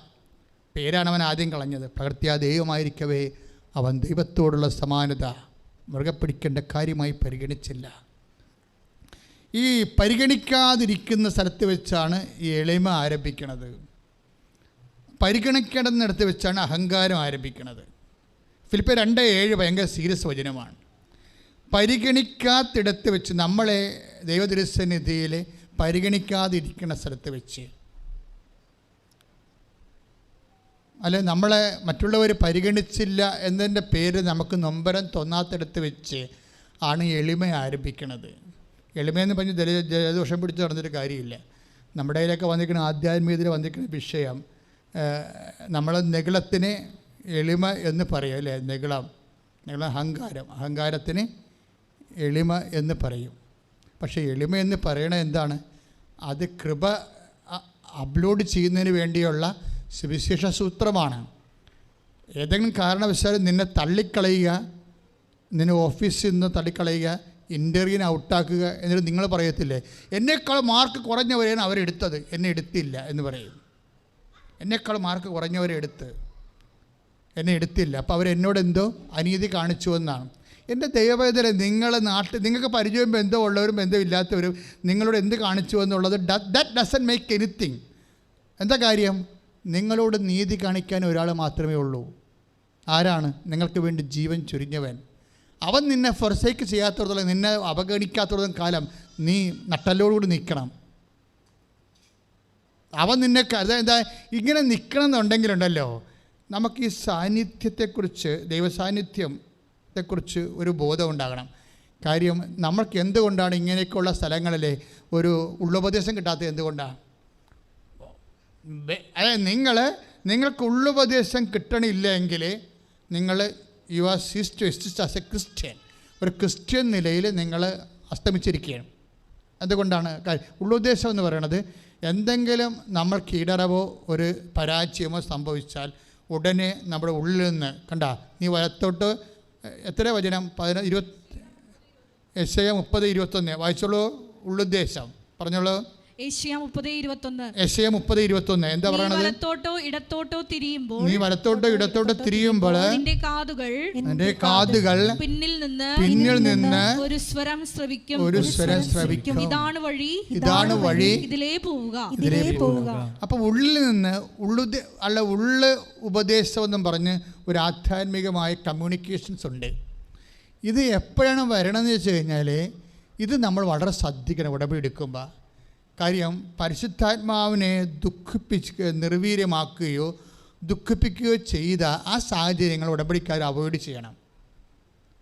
കാര്യം പരിശുദ്ധാത്മാവ് ഇപ്പോൾ എഫേസ്യസ് 4:30, 1 തെസ്സലോനിക്കർ 5:19 എന്ന് വായിച്ചോളൂ. ശ്രുതികട്ടെ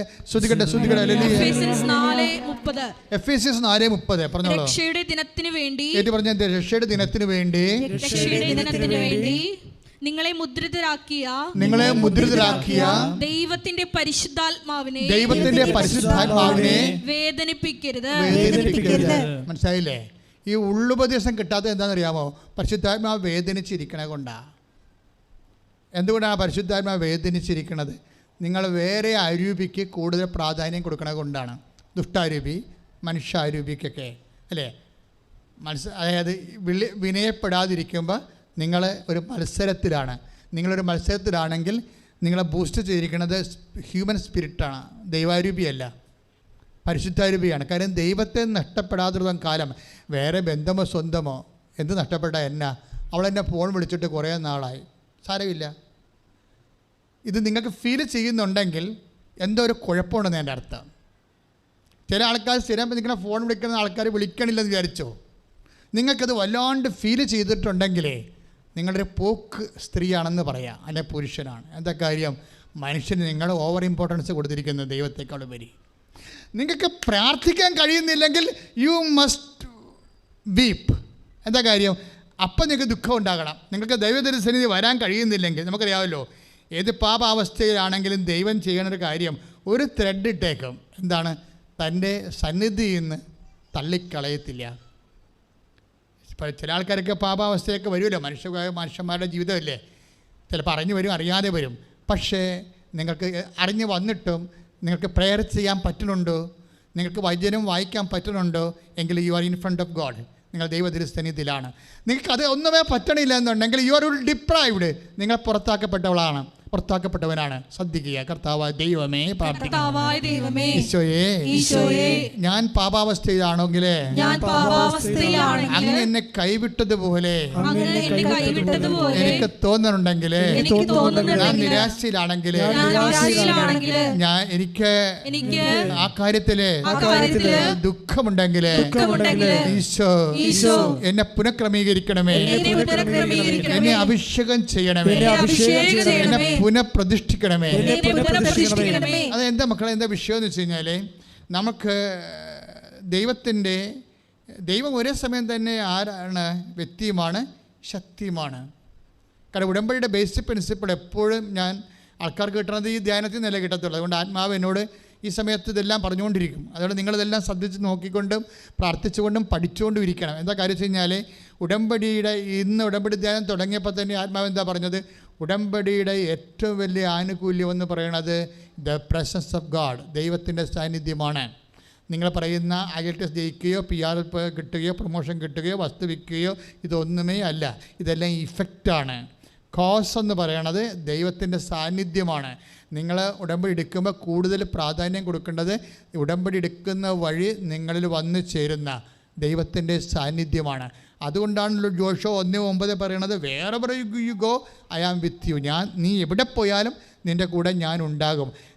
ഞാൻ ഉണ്ടാകാത്തൊരു സാഹചര്യം, പ്രസൻസ് ഫീൽ ചെയ്യണില്ല എന്നുണ്ടെങ്കിൽ അതിൻ്റെ അർത്ഥം നിങ്ങൾ ദൈവത്തിൽ പരിശുദ്ധാത്മാവിനെ ദുഃഖിപ്പിച്ചിട്ടുണ്ടെന്നാണ്. അല്ലെങ്കിൽ പരിശുദ്ധാത്മാവിനെ വേദനിപ്പിക്കുകയും നിർവീര്യമാക്കുകയും ചെയ്തിട്ടുണ്ട്. അതുകൊണ്ട് keep the minimum Holy Spirit എന്ന് പറയും, അച്ഛനിടയ്ക്ക് പറയും. എന്തുകൊണ്ടാണ് ഉടമ്പടിയിൽ കത്തോലിക്കരാണെങ്കിൽ 2 പ്രാവശ്യം 2 ആഴ്ചയിൽ കുടുംബ കുമ്പസാരിക്കാൻ പറഞ്ഞത്? എന്തിനുണ്ടാകും? എന്തുകൊണ്ടാണ് മറ്റ് കത്തോലിക്കരല്ലാത്തവരോട് നിങ്ങൾ മനസ്സാക്ഷിയിൽ വിശുദ്ധി കീപ്പ് ചെയ്യാൻ പറയുന്നത്? എന്തുകൊണ്ടാണ്? ഇത് പരിശുദ്ധാത്മ പ്രവർത്തിക്കാൻ പറ്റിയ ഒരു ഫോർമാറ്റ് ഉണ്ടാക്കാൻ വേണ്ടിയാണ്. എന്ന് വെച്ചാൽ നിങ്ങൾക്ക് എന്തെങ്കിലും ഈടറിവോ നിങ്ങളുടെ ഇപ്പോൾ തന്നെ അതുലിൻ്റെ പ്രശ്നം എന്താണ്? അതുലിനെ ബാങ്കിൽ നിന്ന് ഡിപ്രൈവ് ചെയ്തില്ലേ അവൻ? ബാങ്ക് മാനേജർ പറഞ്ഞില്ലേ നിങ്ങൾക്ക് സിവിൽ പോയിൻറ്റ്സ് കുറവാണ്, അതുകൊണ്ട് ഇത് കിട്ടാനൊരു മാർഗ്ഗവും ഇല്ല എന്ന് പറഞ്ഞു വിട്ടില്ലേ? അപ്പോഴെന്താ അതിൽ ചെയ്യണത്? ഉടമ്പടി അപ്പം എൻ്റെ 90 ദിവസമായി, ഓണയുടെ ഉടമ്പടി 90 ദിവസമായി, അതുകൊണ്ട് ഞാൻ വന്ന് തീർത്ഥാടന ഉടമ്പടി എടുത്തെന്ന്. തീർത്ഥാടന ഉടമ്പടി എടുത്ത് കഴിഞ്ഞോടുകൂടി സിറ്റുവേഷൻസ് എല്ലാം അങ്ങോട്ട് മാറുകയും ഇപ്പം പറയണത് എനിക്ക് പരിചയമുള്ളവരും പരിചയമില്ലാത്തവരും ഒക്കെ ചുമ്മാ പണം എനിക്ക് തരാൻ തുടങ്ങിയെന്ന്. അടുപ്പക്കാരും അടുപ്പമല്ലാത്തവരും എല്ലാം കാര്യങ്ങൾ അറിഞ്ഞ് തിരക്കി വന്ന് അങ്ങനെ എനിക്ക് യൂണിവേഴ്സിറ്റി കൊടുക്കാനുള്ള ഈ കണ്ടീഷണൽ ഓഫർ ലെറ്റർ മാറ്റിയിട്ട് കറക്റ്റ് ഓഫർ ലെറ്റർ ആക്കാൻ വേണ്ടി എനിക്ക് 7.5 ലക്ഷം രൂപ വേണമായിരുന്നു. അത് പെട്ടെന്ന് എനിക്ക് അറിയാത്ത അജ്ഞാതമായ സോഴ്സിൽ നിന്നൊക്കെ എനിക്ക് മാതാവ് പണം തന്നെന്നാണ്. അതായത് നിങ്ങൾക്കറിയണം, ഇത് സുവിശേഷം എന്ന് പറയുന്നത് ഒരു പണം ഇങ്ങനെ അടിച്ചു മാറുന്ന സുവിശേഷമല്ലേ ഇത്. മറിച്ചെന്ന് പറയുന്നത് അവൻ്റെ ഒരു അവസ്ഥയിൽ വന്നപ്പോൾ ദൈവം ഹെൽപ്പ് ചെയ്ത കാര്യങ്ങൾ അവൻ പറയുകയാണ്. അതായത് നിങ്ങളത് ആവശ്യമില്ലാത്തൊരു മെക്കാനിസത്തെ പ്രതീക്ഷിക്കരുത്, മറിച്ച് നിങ്ങളെ നിലനിർത്തി തരും. ആ 7.5 ലക്ഷമാണ് വേണ്ടത് അവന്, അല്ലെങ്കിൽ അവൻ ഔട്ടായി പോകും. അപ്പോൾ ദൈവം ആ സീറ്റ് അവന് കൊടുത്തു. അപ്പോൾ സ്വാഭാവികമായിട്ട് അവൻ്റെ കണ്ടീഷൻ ലെറ്റർ മാറ്റിയിട്ട് കറക്റ്റ് ഓഫർ ലെറ്റർ കൊടുക്കാൻ വേണ്ടി അത്രയും പണം അവന് കൊടുത്തു. പിന്നീട് പതുക്കെ എല്ലാ കാര്യങ്ങളും റീസെറ്റ് ചെയ്യണ കാണാം അതിമനോഹരമായ രീതിയിൽ. എന്തൊക്കെ അതുകൊണ്ടാണ് അവൻ ആദ്യം പറയുന്നുണ്ട് എൻ്റെ ആസ്തി എന്ന് പറയുന്നത് എൻ്റെ വിശ്വാസമാണ്. പിന്നെ എനിക്കുള്ളത് എന്താണ്? ഉടമ്പടിയിലൂടെ പിന്നെ ഉള്ളത് അവൻ്റെ അതായത് ഉടമ്പടി എന്ന് പറയുമ്പോൾ നമുക്ക് ഉറപ്പായിട്ടൊരു കാര്യം പറയാം. എന്താണ്? നമ്മുടെ ഗ്രേസ് ലെവല്, നമ്മുടെ മെരിറ്റ് 35% ആണെങ്കിലും നിങ്ങൾക്ക് എൻഗ്രേസ് ചെയ്ത് 65% ഫില്ല് ചെയ്യാനുള്ള എല്ലാവിധ നടപടിക്രമങ്ങളും ഉടമ്പടിയിലുണ്ട്. അതുകൊണ്ടാണ് അച്ഛൻ എപ്പോഴും പറയണത് ഇത് ചൊല്ലണ പ്രാർത്ഥനയല്ല. ഞാനാണ് കൗണ്ടറിൽ ഇരിക്കണമെങ്കിൽ നിങ്ങളെ കൊണ്ട് ഇവിടെ കൃപാസനത്തിൽ വരുന്ന 70% ആൾക്കാരെ കൂടെ ഞാൻ ഉടമ്പടി എടുപ്പിക്കത്തില്ല. ഞാനാണ് ഓഫീസിൽ ഇരിക്കണമെങ്കിൽ, ഇപ്പോൾ എനിക്ക് എൻ്റെ കൺട്രോളിലല്ലല്ലോ പോണത്. നിങ്ങൾ പോയി ക്ലാസ് കേട്ട് എല്ലാം നന്നായിട്ട് ഉടമ്പടി ക്ലാസ്സെല്ലാം കേട്ട് നിങ്ങൾ ഉടമ്പടി ചെയ്യുകയല്ലേ. ഞാനാണ് അവിടെ ഇരിക്കണമെന്നുണ്ടെങ്കിൽ നിങ്ങളിൽ 70% ആൾക്കാരോട് ഉടമ്പടി ചെയ്യിക്കത്തില്ല. എന്താ കാര്യം? എനിക്കറിയാം ചുമ്മാ ചൊല്ലണ ക്രിസ്ത്യാനിയാണ് വന്നിരിക്കണത്, ഉടമ്പടി ഇവർ ചെയ്യത്തില്ലെന്നറിയാം. അത് ആളെ കാണുമ്പോൾ അറിയാൻ പറ്റും. കാര്യം എന്താ വെച്ചാൽ നമുക്കതേ പരിചയമല്ലേ ഉള്ളൂ, നമുക്കതല്ലേ പരിചയമുള്ളൂ, ചെല്ലിയല്ലേ പരിചയമുള്ളൂ. ഉടമ്പടി ചെല്ലി വർക്കൗട്ട് ചെയ്യാൻ പറ്റത്തില്ല. ഉടമ്പടി ചെയ്യണ പ്രാർത്ഥന കവനൻറ്റിൻ്റെ ഫോർമുല അതാണ്, അത് ചെയ്യണതാണ്. ചൊല്ലണത് എന്തുകൊണ്ടാണ് കൗണ്ടഡ് ആകണമെന്ന് അറിയാമല്ലോ. ചെല്ലേണ്ടെന്ന് അച്ഛൻ പറയത്തില്ല. ചൊല്ലണതിൻ്റെ അകത്തുള്ള പ്രശ്നം എന്താണെന്ന് വെച്ചാൽ അതിൻ്റെ ഔട്ട്പുട്ട് 20% ഉള്ളു. എന്താ കാര്യം? എന്തുകൊണ്ടാണ് ചൊല്ലണത് ഇഫക്റ്റ് ആകാൻ കാര്യം? 20% എങ്കിലും ഇഫക്റ്റ് ആകാൻ കാരണം അതിൻ്റെ റോമാലേഖനം 9:10 എന്താണ്? യേശു കർത്താവാണെന്ന് അത്തരം കൊണ്ട് ഏറ്റു പറയണം. അപ്പോൾ ഈ അത്തരം കൊണ്ട് ഏറ്റുപറച്ചിലുണ്ട്. പക്ഷേ നിങ്ങൾ എന്നാ ഏറ്റു പറഞ്ഞാലും അതിൻ്റെ അകത്തെല്ലാം യേശു കർത്താവാണെന്നുള്ള വാട്ടർമാർക്ക് ഉണ്ടാകണം. ചുമ്മാ ചൊല്ലിയിട്ട് കാര്യമില്ല. ഞങ്ങൾ ഈ പ്രാർത്ഥനയൊക്കെ എഴുതുമ്പോൾ അവിടെ നിന്ന് കിട്ടിയൊരു പ്രാർത്ഥന, ഇവിടെ നിന്ന് കിട്ടിയ പ്രാർത്ഥന, 1/2 കിലോ പ്രാർത്ഥനാ പുസ്തകം വീട്ടിലിരിപ്പുണ്ട്, 2 കിലോ വെച്ചിരിപ്പുണ്ട് എല്ലാത്തിൻ്റെയും വീട്ടിൽ, 2 കിലോ പ്രാർത്ഥന പുസ്തകം വെച്ചില്ലേ. നിങ്ങൾ എന്നാ പ്രാർത്ഥന ചൊല്ലിയാലും അതിൻ്റെ അകത്ത് യേശു കർത്താവാണെന്ന് എൻ്റെ വാട്ടർമാർക്ക് ഉണ്ടാകുന്ന നോക്കണം. അതാണ് എൻ്റെ സെക്യൂരിറ്റി ത്രെഡ് എന്ന് പറയുന്നത്. സെക്യൂരിറ്റി ത്രെഡ് എന്ന് വെച്ചാൽ എന്ത് സംഭവം? അതാണ് ഇതിൻ്റെ ഒഫീഷ്യലായിട്ടുള്ള മുഖമുദ്ര എന്ന് പറയുന്നത്. നിങ്ങൾ എന്നാ ചൊല്ലിയാലും റോമ 10:9 അതിൻ്റെ വർക്കൗട്ട് ചെയ്തിട്ടുണ്ടെന്ന് നോക്കണം. എന്താണ്? യേശു കർത്താവാണ്. അതരം കൊണ്ട് നമ്മൾ ഏറ്റു പറയാനുള്ളത് എന്താണ്? യേശു കർത്താവാണ്. മനസ്സിലായല്ലേ? അവൻ യേശു, അതായത് അപ്പൻ്റെ അർത്ഥം എന്താ? യേശു കർത്താവാണ് എന്നുള്ളതിൻ്റെ ഉള്ളിൽ കുറേ അധികം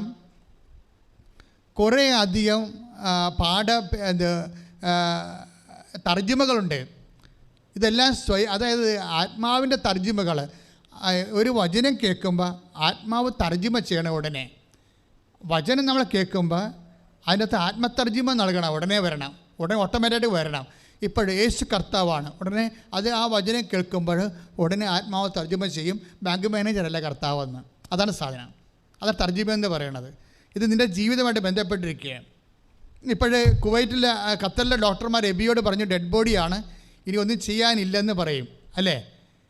ഒന്നും ചെയ്യാനില്ല എന്ന് പറയും. അപ്പോൾ അങ്ങനെ ആ ബോധമില്ല, സ്വന്തം പേര് പോലും മറന്ന മനുഷ്യൻ്റെ ഉള്ളിൽ തെളിഞ്ഞു നിൽക്കണ ഒരു രൂപമുണ്ട്. ആ ബോധം പോയി സ്വന്തം പേര് പോലും മറന്നു പോയ ആളിന് ബോധം വന്നപ്പോൾ വൈഫ് ഈ കൃപാസനം മാതാവിൻ്റെ രൂപം കാണിച്ചു കൊടുക്കും. ഈ മാതാവിൻ്റെക്ക് എന്നാണ് ഉടമ്പടി ചെയ്തിരിക്കണമെന്ന് പറയുമ്പോഴാണ് ഈ മനുഷ്യൻ കരയണ പോലെയാകും. എന്താണ്? എനിക്ക് ബോധമില്ല, എൻ്റെ ഓർമ്മയെല്ലാം പോയ സമയത്ത് എൻ്റെ ഹൃദയത്തിൽ തെളിഞ്ഞത് ഞാൻ ഒരിക്കലും ഈ ജന്മത്തെ കാണാത്ത ഈ മാതാവിൻ്റെ രൂപമാണല്ലോ എന്ന് കൈയിടിച്ച് കർത്താൻ ഹല്ലേലൂയ, ഹല്ലേലൂയ, ഹല്ലേലൂയ. ഉടമ്പടിയിലൂടെ അവിടുത്തെ സാന്നിധ്യത്തിന് ഞങ്ങൾ നന്ദി പറയുന്നു. ഹല്ലേലൂയ. കൃപാസനമാതേ മറിയാമ്പികേ വരദാനവാരി ജപമാലരാണി ആവേ ആവേ ആവേ മരിയ കനിവിൻ്റെ അമ്മേ കാരുണ്യനാഥേ കൃപാസനമാതേ മറിയാമ്പികേ വരദാനവാരിധി ജപമാലരാണി ആവേ ആവേ ആവേ മരിയ. പരിശുദ്ധ പരമദിവ്യകാരുണ്യത്തിന് ആരാധനയും സ്തുതിയും പുകഴ്ചയും ഉണ്ടായിരിക്കട്ടെ. അതുൽ ജോർജിൻ്റെ സാക്ഷ്യം തുടരുകയാണ്. അതുൽ ജോർജ് എന്താ ചെയ്തിരിക്കുന്നത്? അതുൽ ജോർജ് 7 ലക്ഷം രൂപ യൂണിവേഴ്സിറ്റിയിലോട്ട് അയച്ചു. യൂണിവേഴ്സിറ്റി ഫീ ആണ് 7 ലക്ഷം രൂപ. അപ്പോൾ അവർക്ക് വിസ പ്രോസസ്സിങ്ങിൻ്റെ 54% എഴുതി കാണിക്കും കമ്പ്യൂട്ടർ. അവിടെ വിഷയം 7 ലക്ഷം രൂപ നമ്മൾ അയച്ച് യു കെയിലേക്ക് അയച്ചു കൊടുത്തപ്പോൾ കമ്പ്യൂട്ടർ പിന്നെ കാണിക്കുന്നത് എന്താണ്? വിസ പ്രോസസ്സിൻ്റെ 54%. വിസ വരത്തില്ല. വിസ വരണമെന്നുണ്ടെങ്കിൽ അത് പിന്നീട് 70 പിന്നെ 80 100 പോയിൻ്റ് ആകുമ്പോൾ മാത്രമേ വിസ ഇഷ്യൂ ചെയ്യത്തുള്ളൂ. ഇവനെന്ത് ചെയ്യും? 100 പോയിൻ്റ് ആകാൻ വേണ്ടി എന്താ ചെയ്യണം? ഈ ഉടമ്പടി അച്ഛൻ എപ്പോഴും പറയും അത് ചൊല്ലണ പ്രാർത്ഥന അല്ല എന്ന് പറഞ്ഞതിൻ്റെ കാര്യം എന്താ? ചൊല്ലണ പ്രാർത്ഥനയ്ക്ക് 20% ഔട്ട്പുട്ടാണ് ഉള്ളത്. ബാക്കി 80% എളിമയോട് ചെയ്യണതാണ്. എളിമയോടെ ചെയ്യണ പ്രാർത്ഥനകളാണ്. ഇപ്പോൾ കഴിഞ്ഞ ദിവസങ്ങളിലെ രാഹുൽ ഒറ്റപ്പാലത്തിൻ്റെ ഒരു സാക്ഷ്യമുണ്ട്. രാഹുൽ ഹോട്ടൽ മാനേജ്മെൻറ്റിൽ അതിൻ്റെ പ്രൊഫഷണൽ ഡിഗ്രി എടുത്ത ആളാണ്. രാഹുൽ അവന് ഇതുപോലെ തന്നെ ഇവിടുന്ന് ചേഞ്ച് ചെയ്ത് പോകണം. അതിനുള്ള ആസ്തി ഭദ്രതകളൊന്നും ഇല്ല ആളിന്. അച്ഛൻ്റെ ഉടമ്പടി ഭാഷ പറഞ്ഞ് മെറിറ്റില്ല. എൻ്റെ പ്രോസസ്സിങ്ങിനെക്കുറിച്ച് ഒക്കെ എങ്ങനെ പരിചയപ്പെട്ടും പറഞ്ഞും കേട്ടൊക്കെ വരണേയുള്ള ആൾ ഇൻ്റർവ്യൂവിന് പോയി ആപ്ലിക്കേഷൻ കൊടുത്ത് ഇൻ്റർവ്യൂവിനൊക്കെ പോയി ഒക്കെ നിൽക്കുകയാണ്. പക്ഷേ ഇയാൾ ഒറ്റപ്പാലത്തുകാരനാണെങ്കിലും വർക്ക് ചെയ്യണത് ആലപ്പുഴയാണ്. ആലപ്പുഴ ഒരു ഹോട്ടൽ വർക്ക് ചെയ്യാൻ. ഹോട്ടൽ വർക്ക് ചെയ്തപ്പോൾ പുള്ളി പൂങ്കാവ്, ആലപ്പുഴ ഒരു പള്ളിയുണ്ടല്ലോ പൂങ്കാവ് പള്ളി ചെല്ലുമ്പോൾ അവിടെ കുറച്ച് പത്രം, ആരാണ് ക്രിസ്ത്യാനിയൊക്കെ കൊണ്ടുപോയതായിരിക്കും, പത്രം അവിടെ മേശപ്പുറത്തിരിപ്പുണ്ട് അവിടെ. അപ്പോൾ രാഹുലിന് എന്തോ പന്തികേട് തോന്നി. ആരാണ്ട് ഉടമ്പടി ഉടായ്പ പറ്റിപ്പുകാർ പത്രം മേടിച്ചുകൊണ്ട് പള്ളിക്കൊണ്ട് ഡംപ് ചെയ്തിരിക്കുകയാണ്, കൊടുത്തിട്ടില്ല. അവനെയൊക്കെ എല്ലാം അതായത് നിങ്ങൾക്കറിയാമല്ലോ, നിങ്ങളെ ദൈവത്തിന് ഇത് ഉടമ്പടി ചെയ്ത് പണി മേടിക്കാതിരിക്കണം നല്ലത്. കാര്യം ഇത് ചെയ്യണ പ്രാർത്ഥനയാണ്. മറക്കരുത്. നാട്ടിൽ ചെല്ലുമ്പോൾ അയ്യോ ഞാൻ പള്ളിയിൽ പത്രം കൊണ്ടുപോയി കഴിഞ്ഞാൽ അവിടെ എന്നെ കണ്ട എൻ്റെ കൂട്ടുകാരെന്ത് പറയും, എൻ്റെ നാട്ടുകാരെന്ത് പറയുന്നതൊക്കെ വിചാരിച്ചുകൊണ്ട് ഈ സാരിയിടത്ത് മടക്കി ക്രമേണ ആരെയും കാണിക്കാതെ കൊണ്ടുപോയി വെച്ചിട്ട് അവിടെ നിന്ന് ഓടിക്കളയും. ഇത് മര്യാദയ്ക്ക് യേശു കർത്താവാണെന്ന് അത്തരം കൊണ്ട് ഏറ്റുപറഞ്ഞ് അവനെപ്പോലെ എളിമപ്പെട്ട് എന്ത് വില കൊടുത്ത് അവനെ മറ്റു മക്കൾക്ക് എത്തിക്കണം, മറ്റു ജനങ്ങളിലേക്ക് എത്തണം. അവർ ഞാൻ കാരണം 10 മനുഷ്യർ ദൈവത്തെ അറിയണം, കർത്താവിൻ്റെ പീഡാനുഭവത്തെ അറിഞ്ഞ് അവനും ഈശ്വരനെ വിശ്വസിക്കണം, അവരും രക്ഷ പ്രാപിക്കണം എന്നൊക്കെ ഒരു